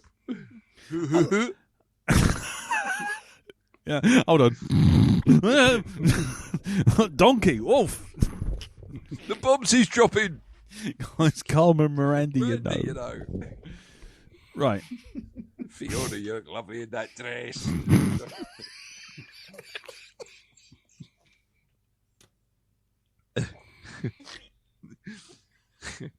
It's Tarka. It's like normal Tarka, but just a little otter. It's like an ordinary Dal, only a little otter. Right. Should we start again? No. We're committed now. We've just got to go with it. Just got to go all the way down the line. I don't even know where were we? I don't know where we were. Where were we? Feels like someone's cracked me around the head with a golf club. Yeah. You were saying something, Elton, but I couldn't tell you what it was. No, I can't remember. Okay. What about the angle they took with Dalton being like a gunslinger, wandering into town, sorting the problem, wandering out of town? Was that even remotely worth doing, or was that just a trope just to stick him in the place where he's not wanted, fuck shit up, and then leave. He was kind of like the gunslinger coming into a town to solve a problem. Mm. You know, he had that sort of thing there with it. Mm. You know, be a bit like taking people out to do the gunslinging bit. People had to do the gunslinging bit. Yeah, Put that on a poster. He didn't have an hat though. He's like, take them out and do the gunslinging bit. One but star he didn't don't have a an hat. No hat. No hat. One He ain't star. got an hat. Okay. I quite liked it because I think it opens it up to sequels very, very easily. He's basically the littlest hobo, isn't he? Yes, he is. But with arms like tree trunks. There's a voice that keeps on calling me. Oh, yeah. Ramirez. Macho Man, Randy Savage. Yeah, so he's the littlest hobo. The littlest Kind of, Macho yeah. Man, Randy Savage. Yeah. It's Oh, Lord. yeah. And it's an easy story to write as well, isn't it? Easy story to very. grasp. New bloke coming in, sorting things out, disappears. Easy. Mm. Yeah. Yes. There's not a lot of backstory needed for that. You know, he just moves in, moves out, and that's it. Just like an agency worker comes in, fucks shit up, and then fucks off and leaves everybody to clear up the mess. Yep, there we go. Yes, thanks for getting him in here to replace the member of staff that actually knows what he's doing for a week. Thanks a bunch. Yes. Yeah. Actually, coming in and doing that sort of stuff, I was going to say, I remember the original one, and I know we aren't supposed to be doing all that comparing and contrasting with the original too much because it get boring. But I remember the whole point of the first one was that he sort of inspired the other. Yeah. He inspired the other bouncers. In this, We actually trained them all in the first one, and yeah, in this he started to do it a little bit. and then he But just then sits at the bar. That got sort of sidelined. Yeah, it was literally just one scene, and then you have a montage to show the passage of time, and next thing you know, there's two bouncers, and they're sort of like high-fiving like some kind of wrestling tag team, and they're throwing people out, and Jake Gyllenhaal's just sitting there at the bar drinking. Mm-hmm. Yep. That was one bit I was kind of like, what is the point of you? You're not actually doing anything. No, he's there for the spillover, isn't he? Yeah, and then he will end up going off like the littlest hobo. Ah, There he goes. And off he goes into the horizon. Sorry. But I was kind of curious because the thing was, almost this didn't need to be called Roadhouse. Well, it did because there was a Roadhouse in it. No, that's the thing. There isn't. It's a beach house. It's a beach hut, Yeah. tiki hut. It's a beach bar called the Roadhouse, not an actual Roadhouse bar. Yeah, Roadhouse. And I asterisk. have a stupid scene where they're explaining that, and it's just kind of. It's just smacked with the screenwriter going, all right, I fucked this up. We'll just put some lines in here to fix this. I got this entirely wrong. I wanted a holiday in the Florida Keys, all right? So soon. Yeah. yeah. The old Michael Caine thing of, I opened up the front page, it said opening Bahamas, and I said I'd do it. Yeah, because I tell you what, it made me laugh because our guilty pleasure watching along at the moment, Carol and I, is on Disney Plus. It's a naff sort of Saturday afternoon TV show kind of thing, but from the mid 2000s, called Burn Notice. And every episode, it's like a slightly grown up version of the A-Team, but with spies instead of a bunch of people on the run from the military police. And it's naff. You just put it on, it's in the background, you laugh, you look at it, you have the characters all say the same things, they all do the same things, everything works out in the end, and everyone fucks off. half the, everyone, nobody dies, everyone gets blown up, everyone falls out of cars and goes, "Oh, my head," as they kind of get, that sort of thing. It's totally like the A-Team. So we watch this stuff completely without, just like, yeah, it's fine. It's just watch it along, just have a little laugh with it. And I came out of Roadhouse thinking, I've just watched a feature-length version of fucking Burn Notice. Because apart from Connor McLeod, or whatever his freaking name is. Connor McLeod and the Claire McLeod. Yeah, Connor McLeod and the Claire McLeod. Colin McRae and his Yeah, car. Monte Cristo. Yeah. Apart from him getting stabbed pretty much like a pinboard, and a couple of like goons getting blown off the back of the boat, and old matey boy meeting his end with the signposted Chekhov's crocodile. I really didn't see anyone die, and I didn't feel like anyone was ever in danger ever. Did anyone actually feel like anything bad was really going to happen? After about halfway, I thought, no, it's not. You're going to be A-teaming us here. Yeah. And it was kind of, all right, set up that crocodile. Don't spaff it away now. You save that for the end. Yeah. You have that where he has a cunning trap where he, chums the water and baits the fucking overgrown leprechaun into standing by at the edge of the thing, gives him a little hack, splashes his blood, pushes him in the water, and he goes, "Ho, you call that a love tapper, bastard?" And he goes, "No, that is." And the crocodile bites his fucking head off. Yeah. That's how you end that movie. Mm-hmm. Yeah.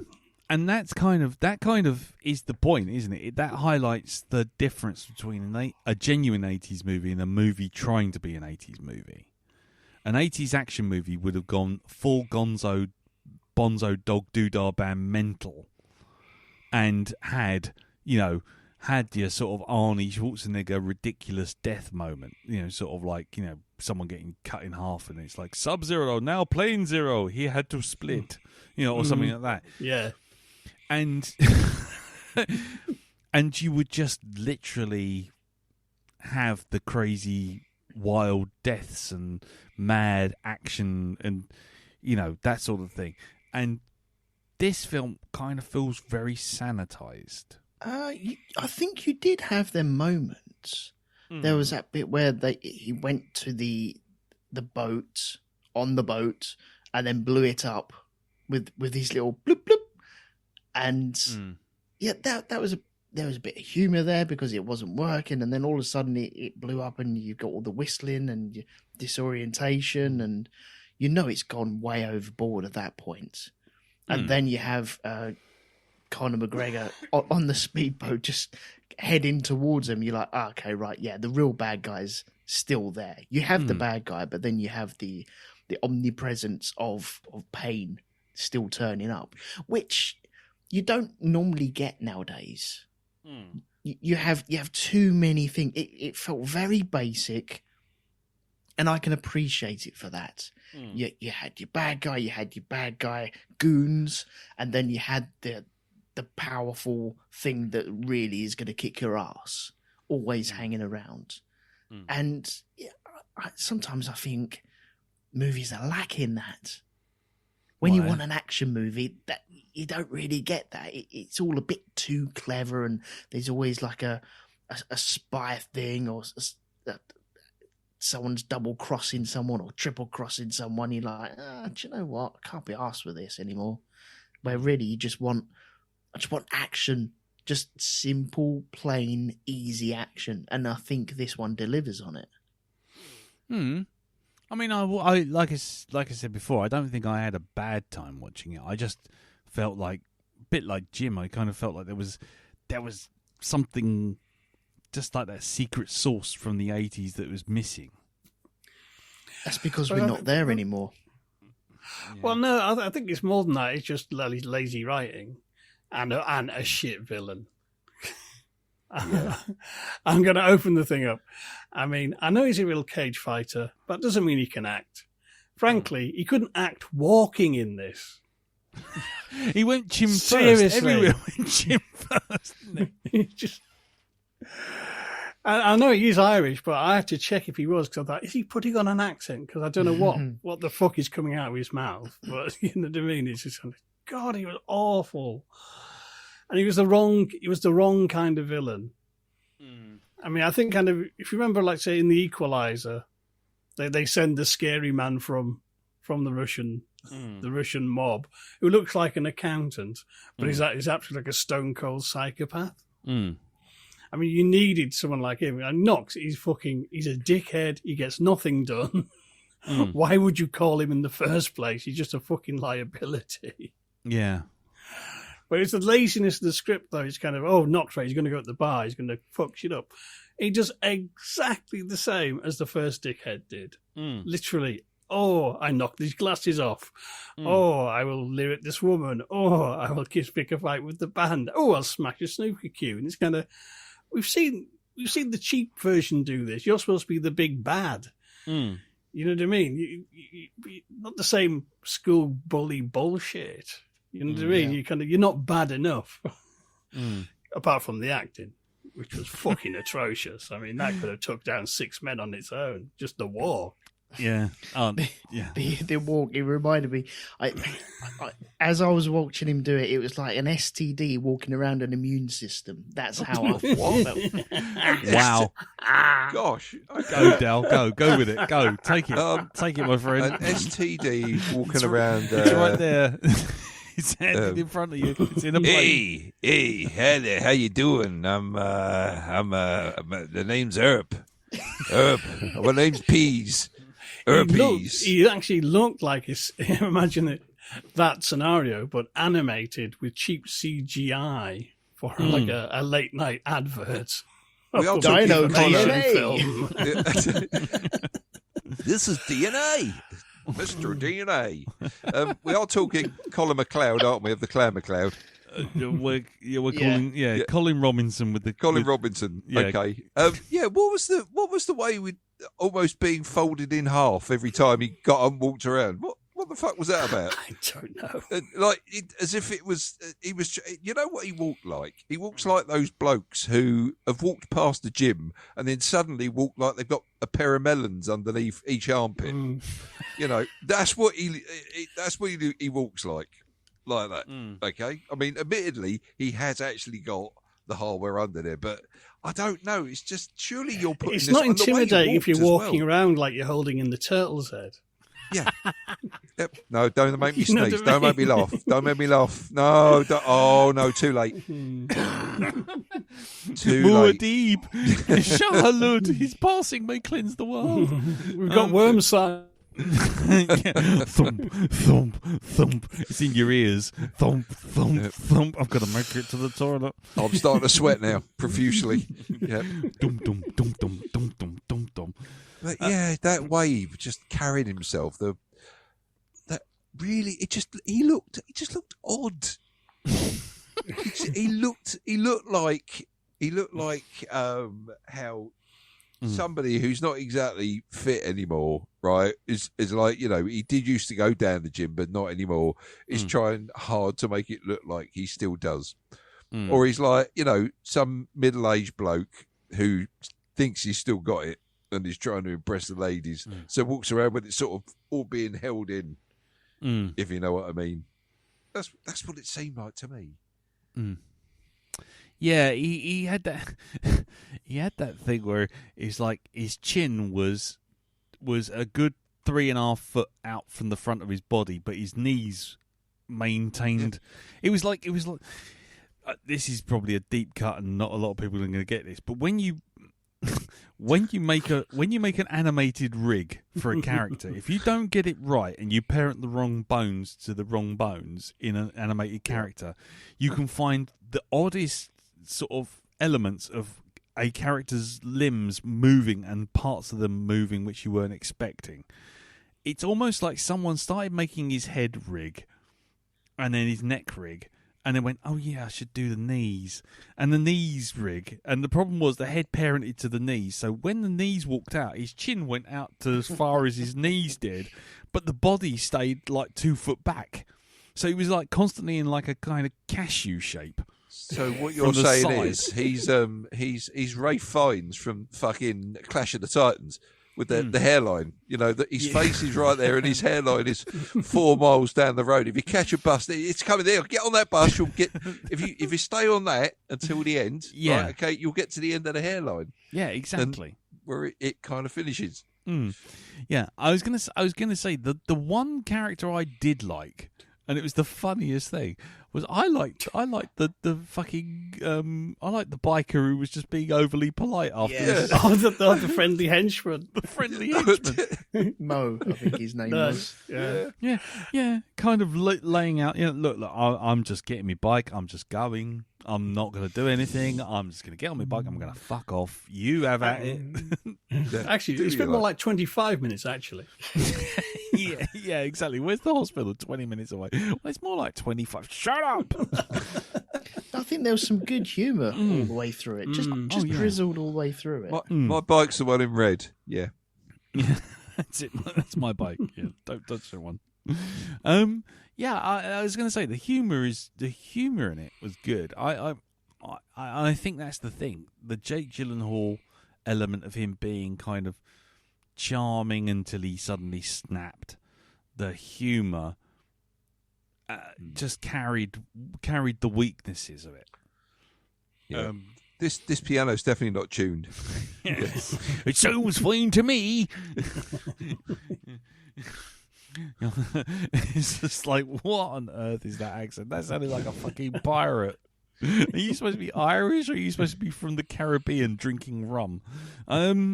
See, now, Jim, you said that Conor McGregor, Knox, was like the bad character in this.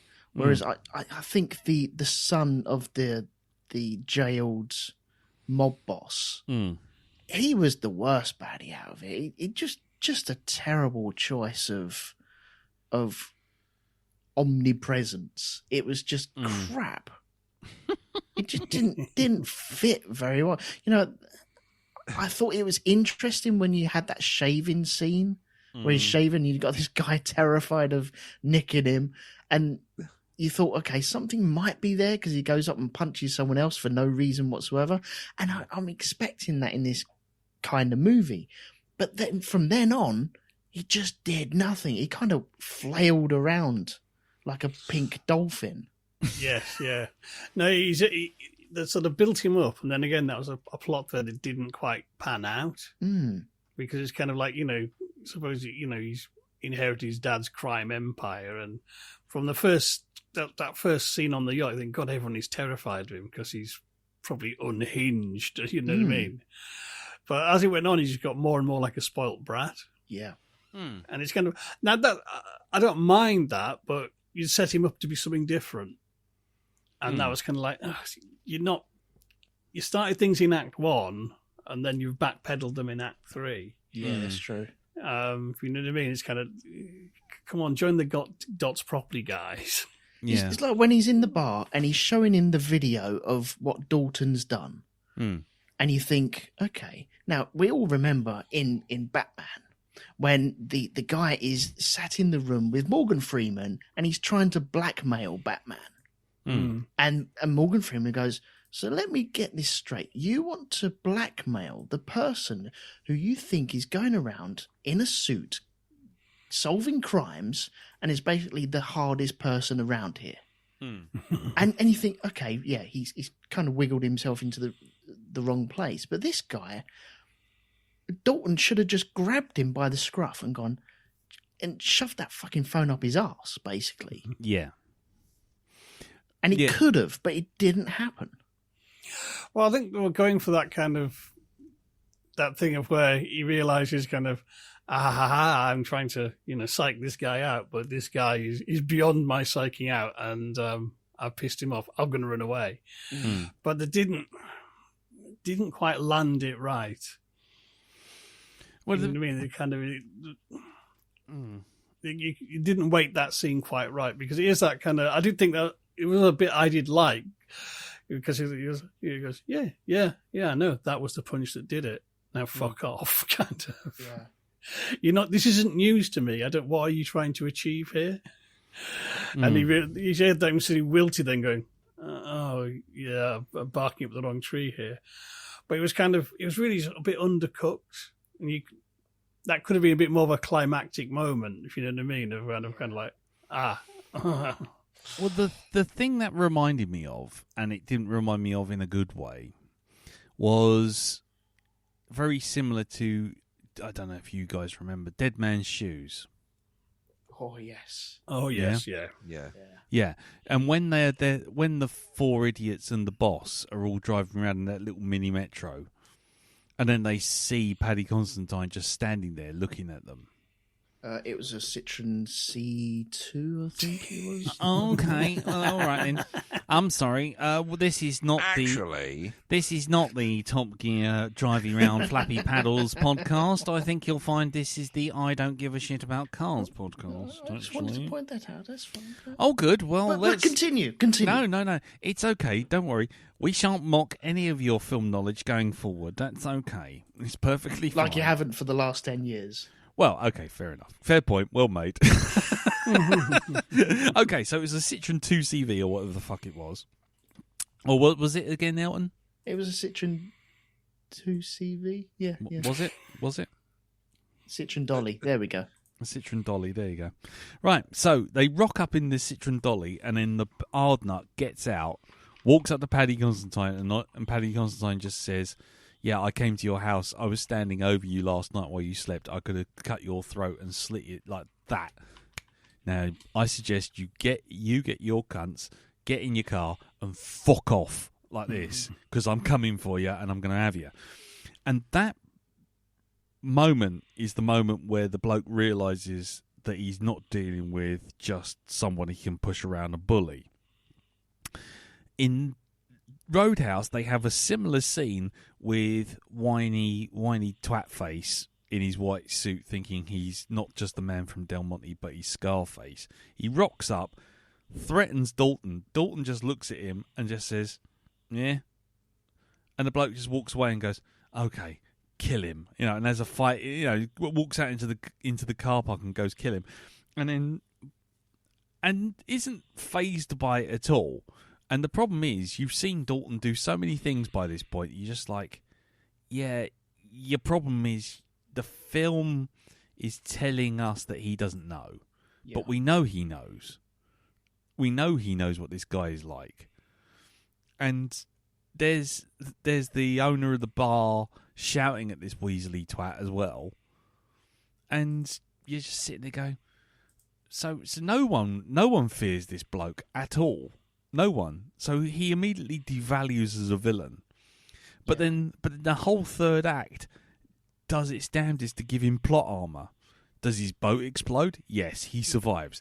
He gets hit by a boat. He gets on it. He survives. He drives the boat through through up a beach, through the wall of the Roadhouse, rolls the poxy thing over, and still survives. Why? So he can get killed. It's just like, no, that's what I was saying about before, where it doesn't go quite far enough into the 80s mentalness. Mm-hmm. That, you've got someone there who's the villain. Right, fine. He needs to have some crazy-ass death, and, not only a crazy-ass death, but, he's got to be a credible threat to the bad guy, to the good guy, not the henchman. Even going back to Return of the Jedi, Vader was a bad guy, was the henchman, and then he got pummeled to the ground by his son, and then the Emperor just goes, okay, enough of this shit. That's right. Zaps him. And that's what you really need. You need the escalation. But to go follow this Weasley twat around for like 2/3 of the movie, and then just basically have him drive a boat into the side of a pub, and then just 5 seconds later just die. It's like, what was the point of you? Do you know what I mean? It's a bit weak sauce. I mean, I think kind of they set both him and Colin McLeprechaun up as being, quite reprehensible characters. The baddies you'd love to hate. I mean, I hate Colin McLeprechaun because he's fucking bad acting anyway. But you know what I mean? You want to see these characters come to a bad end, a particularly violent and stupid bad end, preferably. Yep. And it kind of you seem just like, wimp out on doing that. And it just kind of, when the catapulted him off the boat and he went flying through the air, I thought, come on, land on a steeple or a weather vane. You want a quality comedy impaling. No, he's on the roof and he got down. It's like, oh, come on. He was on the roof and he got down. You know what I mean? He's like, no. He gets up and he gets down. Sounds like a disco movie, doesn't it? Yeah. Jungle. Get up. Get on up. Get on up. Stay on the roof. Get on up. Then get down the ladder. Get on down. Yeah. Drive the boat. Drive it round. Man the beach. Watch the beach. Stay on the boat. Through the wall. What did James say? I don't know, but I'm being paid a large amount of money to go, yeah, so I'm going to go, yeah. Take it to the bridge. Take it to the bridge. Am I taking the bridge? Yeah, taking it to the bridge. Take it to the shops. Yeah, on a bus or maybe a train or get an Uber. I don't know. One of them. Yeah. So. Ow. So, yeah, I don't know. I was kind of hoping there would be more to the villain. And you yeah, didn't even get to see the mysterious father. This mysterious dad. No, that's it. There's another plot thread just left there. There's a sequel waiting to happen. Yep. Oh yes, especially with the There's post-credit revenge. thing as well. Again, Conor McGregor walking out with that so strange walk. What if, now just bear with me here. Yeah. What if the guy in the prison is the guy in the prison from Toy Soldiers? Sequel. Okay. Cross-call. Yeah, okay. Mr. The mafioso boss. Mafioso boss. You lie. He's his dad in the prison. Maybe it's him. I'm just trying to make it interesting. I'll be honest with you. And now Sean Austin owns the pub that Dalton is going to go to. Yeah. Yeah, called it's called the Shire. The Shire. Potatoes. It's the Potato Pub. The sequel to Roadhouse. Potato Pub.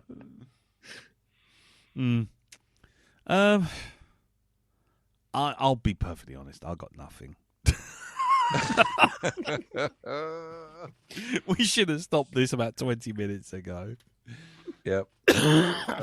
Okay, so what's everybody doing this week? What about the little B plot line of the mother and the daughter and the father?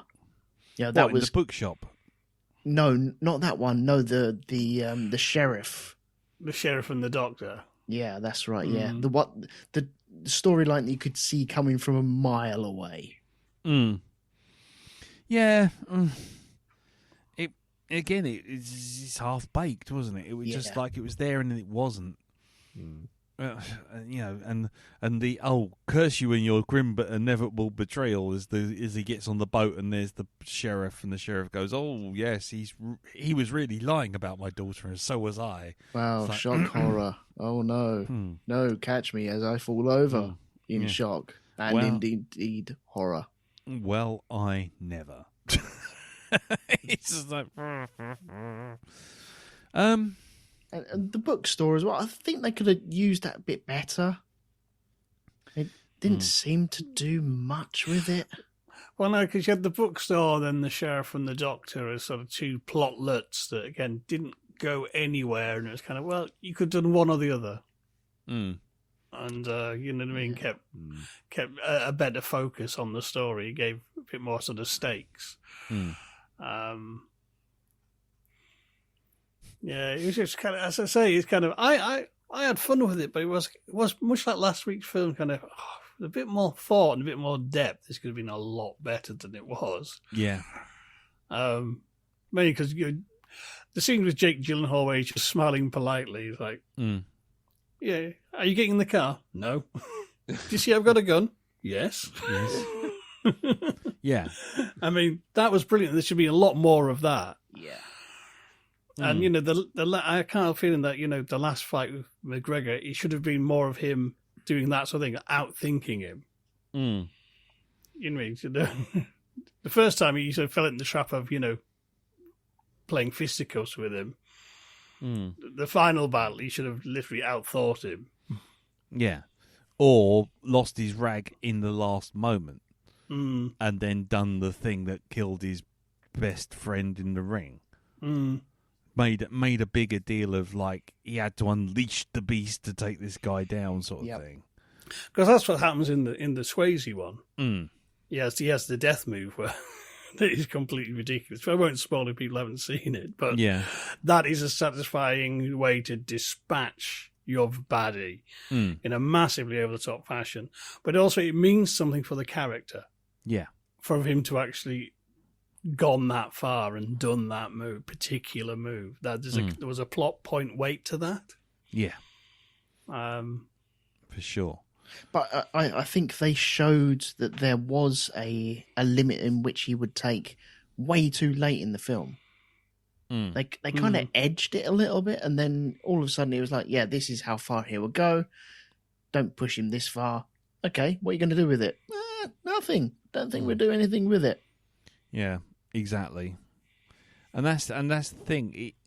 All the way through, I just sat there going, if this was the 80s, someone would have been in a car that exploded from a distance because we paid for that car and we paid for the petrol and it was in a conveniently empty parking lot that we could blow up. Yep. You know what I mean? It's just like everything would have been a bit more both cheap and slightly unhinged. Or what about the bookstore and the father and daughter are killed in the bookstore? Well, I personally thought that the bookstore would have been the showdown area, to be honest. Because it was all leading that way, that he was friends with the people in the bookstore and, they were the henchmen were going for them and, to get to Dalton sort of thing. And I'm sorry, a film called Roadhouse shouldn't finish in a bookstore, though. Well, a film called Roadhouse shouldn't have a fucking tiki hut that's called a roadhouse. Should have actual roadhouse as well, shouldn't it? Yeah, exactly. So, all bets are off here at this point. You know what I mean?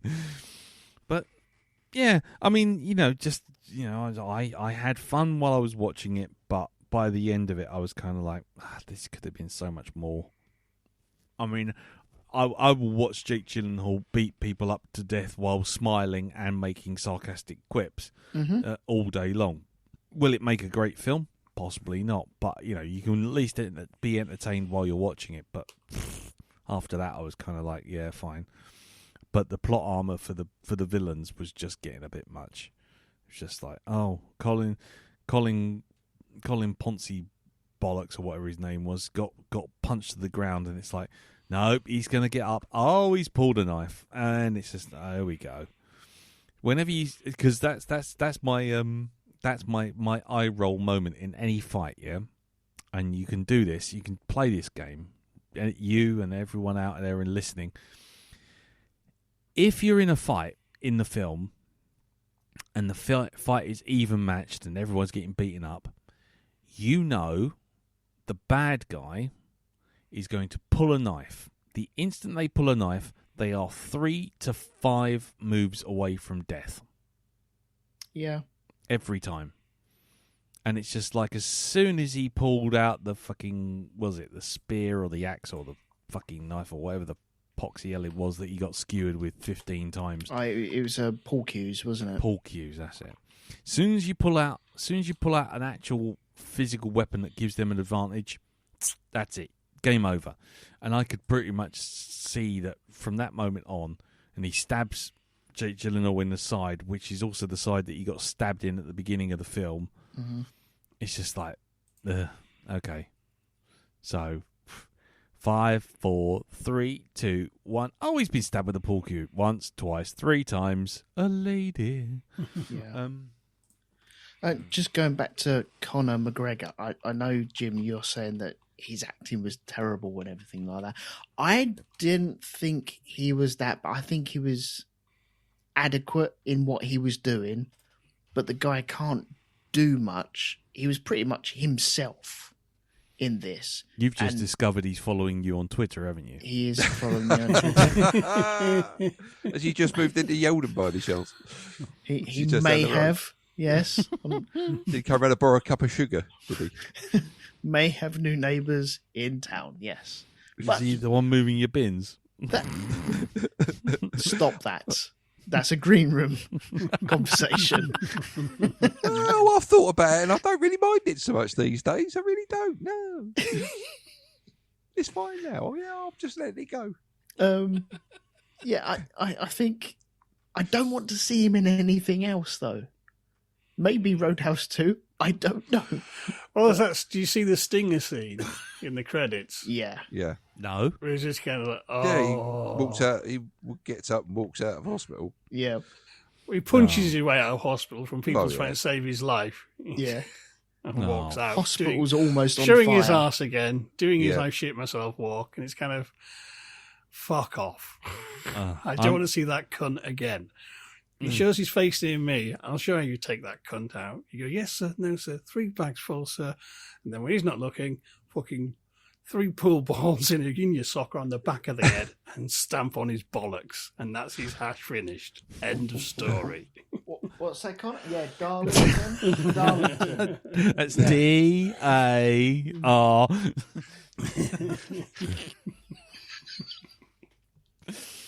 Okay. I mean, I know Uwe Boll listens to this podcast, obviously. Oh, yeah. So it makes perfect sense that someone like Conor McGregor would listen to this podcast as well to find out how we done. Oh, and who was the other one who listened to our podcast? Who was it? It was Confessions of Wind. Robin Asquith. Oh, Robin Asquith, yeah. I was going to say Tom Cruise. I don't know why. I'll just Tom Cruise. Confessions of a Window Cleaner. Just imagine that as a remake, but in Tom Cruise mode. Yeah, he has to keep running with a ladder. Yep.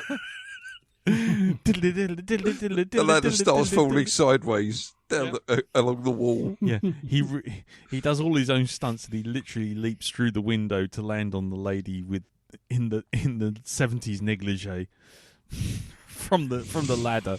With his Slide shaggy whistle leather. at the ready. Yeah, Swanee whistle. Whoop. Anyway, and with that, we've hit the Robin Asquith level of the review. We have reached platform bonk 0, and that is it. Has anyone got anything additional to add about this film? Because I haven't. Nah, I'm good. Darren, you've been a bit quiet about this. You got anything additional? I've just been letting everybody else vent, I think. Mm. No, apart from, like I say, it was harmless fun, really. Yeah. It really wasn't any great sort of like, it's not the next great American novel or film or anything like that at all. It's just a bit of fun. Yeah. I Fair know enough. that people can say that as in the wrong way. This definitely was, yeah. It was a harmless 3 stars out of 5. Doesn't do anything good. Doesn't do anything bad. It passes the time. You don't feel cheated, but come the end, you don't care if you ever never see it again. Yeah, it was. I enjoyed the more adorable parts of it than anything else. I think just like the thing of him taking down the blokes to the hospital in the car and things like that. Yeah. Nice. I enjoyed those little bits. Just that about his character and the conversation with the deputy on the beach.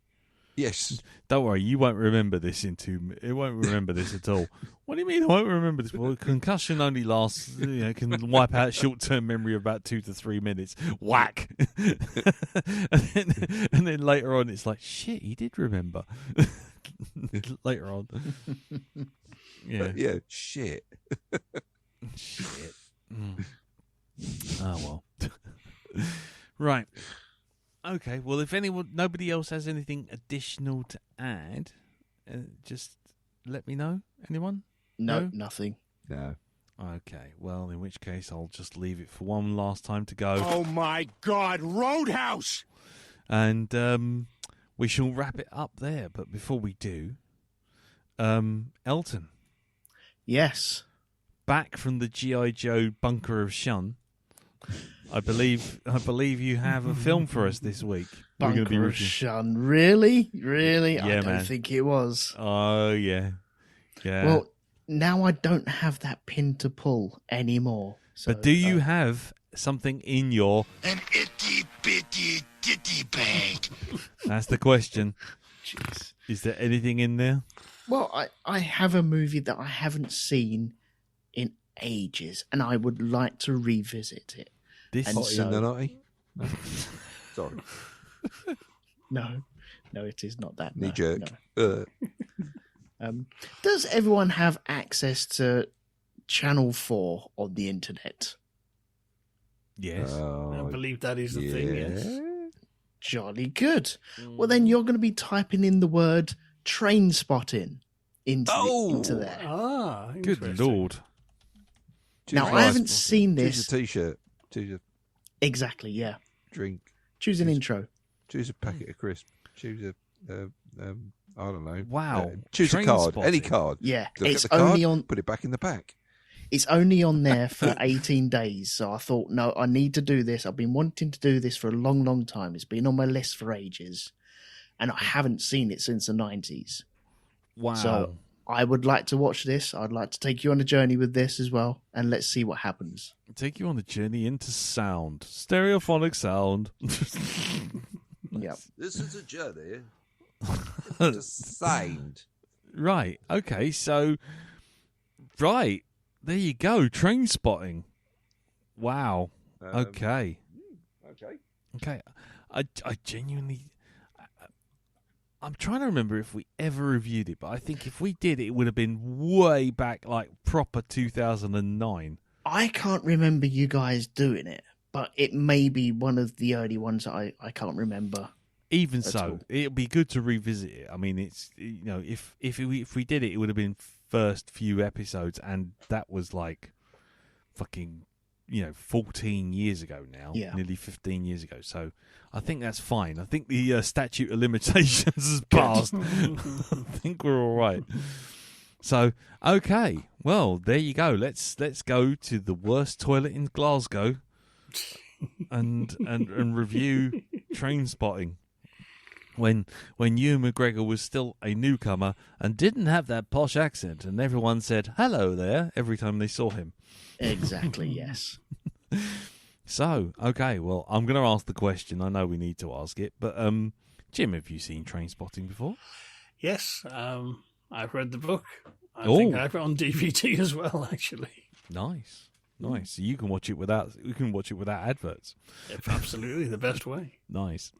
Darren, have you seen? Choose life. You're going to choose life. Choose watching a DVD without stupid adverts from Marjorie. Stupid adverts for them. Yeah. What about you, Dal? Yes, I actually went to the cinema to watch this when it came out, so I was very interested in it, and I'm pretty sure I read the book as well. Nice. I'm pretty sure I did anyway. Okay. I could be wrong. Hold on. So I've just seen the banner Elton's put up. You've just seen the banner Elton's put up. I haven't seen the banner that Elton's put up. I am going to have a look at the banner that Elton has put up. Hold on. I'm going to groups. Pausing. Hold on. Jesus Christ almighty. Is he having a pop at us? I don't know. Oh my God, it's that one. Oh my God. That's genius. Wow. Good Lord. Do you know the funniest bit about that fucking poster is that I'm actually wearing the headphones around my neck. I'm actually wearing those right now. Apart from my hair length and the beard colour, that picture has not changed one single iota from where I am exactly right now. Oh, man. Wow. That's That was quite, yonks ago as well, wasn't it? yeah. That's a Shindig poster, isn't it? It is. Yeah. That is, yeah. That was. Nice. That's beautiful work, Elton. Thank you very much for recovering that and bringing that back to us. Is that the reason why you chose the film? Because you just wanted this banner back up on Blackpool? Absolutely, yeah. It's just for the That's picture. it. That's the one. It's just for the picture. Just for that image. I was going to say, if you look at the Train Spotting poster, what does that make? That makes you Elton. That makes you Kelly MacDonald. Yeah, that's not bad. Well, I mean, depends on your point Could of be view. a lot worse. Well, yes, that does. I mean, it does make Darren Spud. Oh, thanks. Cheers. And Jim's sick boy and me Begbie. Oh my Christ, we don't have a Renton. Yeah, it's about we have right. no Renton. Renton's in the corner. Renton's in Winston. the corner. Winston. Okay. Yeah. Brilliant. Well, there you go, ladies and gentlemen. If you want to know what we're talking about, go over to the Facebook group. There's facebook.com/group/the Black Dog Podcast. I find it more amusing that we had more to talk about the banner than we did about the film we just reviewed. But, brilliant. Okay, so yes, if you want to send in feedback, the usual channels. And join us next week for Train Spotting, where let's just see if this works. Oh, hang on, I can hear. There you go. We're off. Nice. Choose life. Choose a show. Choose a film. Choose a genre.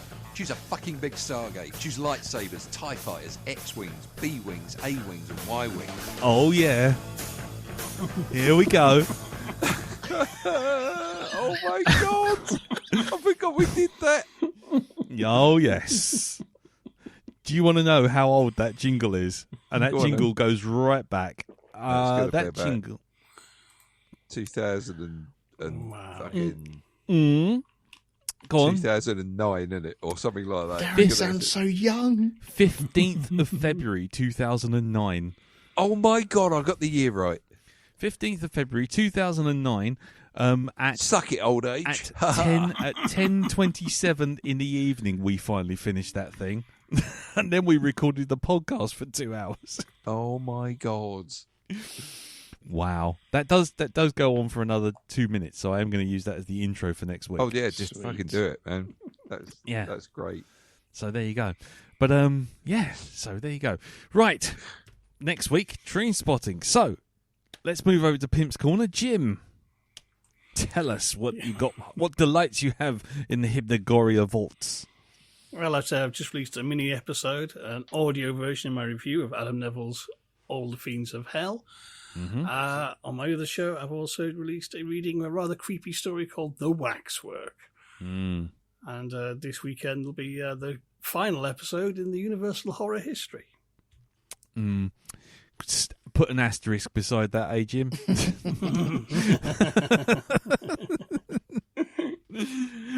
Yeah, brackets for now. For now. For now, yeah. Brilliant. Okie dokie, and that's all over at hypnagoria.com. It is indeed. Exactly. And I have listened to your review of All the Fiends of Hell. Very good. Thank you. Thank you. It's really cool. Elton, what about you, sir? At the moment, I'm just talking about cars going round in circles on the Grand Prix podcast. Excuse me, are they 2 CVs? Citroen 2 CVs? No, it's Formula One. What Why kind would of you say car? Well, because you was asking me about cars, so I just asked. I wasn't asking you about cars. I was correcting you on a car.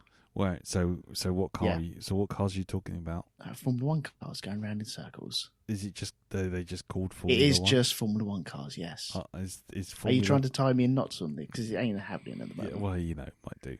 Yeah. Do. Is there a brand of car? No, there aren't. No. There's no McLarens or No, there Mercedes. are no McLarens or Mercedes. Skodas. No Skodas either. No. Hot Wheels. No, there are no Matchbox. Is There there are barely any cars. Sinclair. barely any Sapphire. cars. Barely any cars. Actually, no cars. There are no cars. Again, Sinclair C5s then. Rally Chopper. Yes, it is a rally chopper. Rally grifters. Yes. Yes. There we go. Lovely. So if you want to hear Elton's Grifter podcast called Heavy Lump of Iron. Actually, the Rally Grifter podcast. Thank you. Rally Grifter podcast, yeah. Right. Is Using it the metallic? Is it metallic blue with the foam on the handlebars? Yeah. No, it's not. It's not black grift. with red bits. Well, that's not a grifter then. Okay, fine. So, Actually, I think you'll find. oh really? Okay. Yeah, I had a Nice. grifter, weighed a good. ton, had 3 gears. Whether or not you drove it in blue, you went up the hill in red, and if you're going down the hill, you put it in yellow. So there. Okay. There we go. Wonderful. So where can we find the Rally Grifter? Great outro, isn't it? Yes. Yeah, This it's is great. playing well. Where can we find the Rally Grifter podcast then? At road2media.com Brilliant. and all podcasting network things. Fan-bloomin-tastic. And Darren, you're doing fuck all, but do confirm it No, for us. well, actually, no. This week's going to be. There's only 2 days to go, mate. Only 2 days before my world either comes to an end or I'm going to be celebrating, and that's because Fallout comes out in 2 days' time. So you'll either hear the cheering or the crying from where you are. You really will. So are you doing a Fallout podcast then? I may very well do it after this. It's that thing. All the episodes are going to be available all at once, so it's that choice. Do you watch them? Do you binge them all in one go, or do you take it? Because I mean, they've already Don't apparently fucking kid yourself. You're going they've to watch already the lot. confirmed. They've already confirmed season 2. Darren, you've already got Wednesday off. We all know this. No, I haven't. That's the thing. I've not got Wednesday off. It's Oh, I Thursday, have. by the way. It okay. comes out on Thursday. No, I thought it came out. They bring it out a day early, April 11th. Yeah. Well, That's April right. 11th is tomorrow. Yeah, Oh, which no, is Thursday. Oh shit, we've passed over into midnight. Yeah, We have. Yeah. We've gone through the veil. Oh god. So, This outro's really going well, isn't it? yep. Really working. It's really punchy. It's got a face for radio, as they say. Succinct. Yeah. Yeah, succinct, coherent. What? Darren, say something funny. Say something quick. My dog has no nose. Brilliant. That's the password for this week. Thank you very much and good night. That was the cue for everyone to just say good night. Oh, good night. Yeah. Good Thank you, everyone. night, Goodbye. John boy. Thank you for listening. The wheels are falling off. None of it works. Fuck this. We're on fire. Abandon ship. All hands. Abandon ship. Until next week when we do train spotting. Quick, stamp on it. Stamp on it. Kill it. Fucking die. Stop. This is too long. This outro's too long. Why won't it stop? Why won't it stop? It just continues, doesn't it? Okay. We're going now. Bye. Bye-bye. Are you sure? Shut up, Wesley.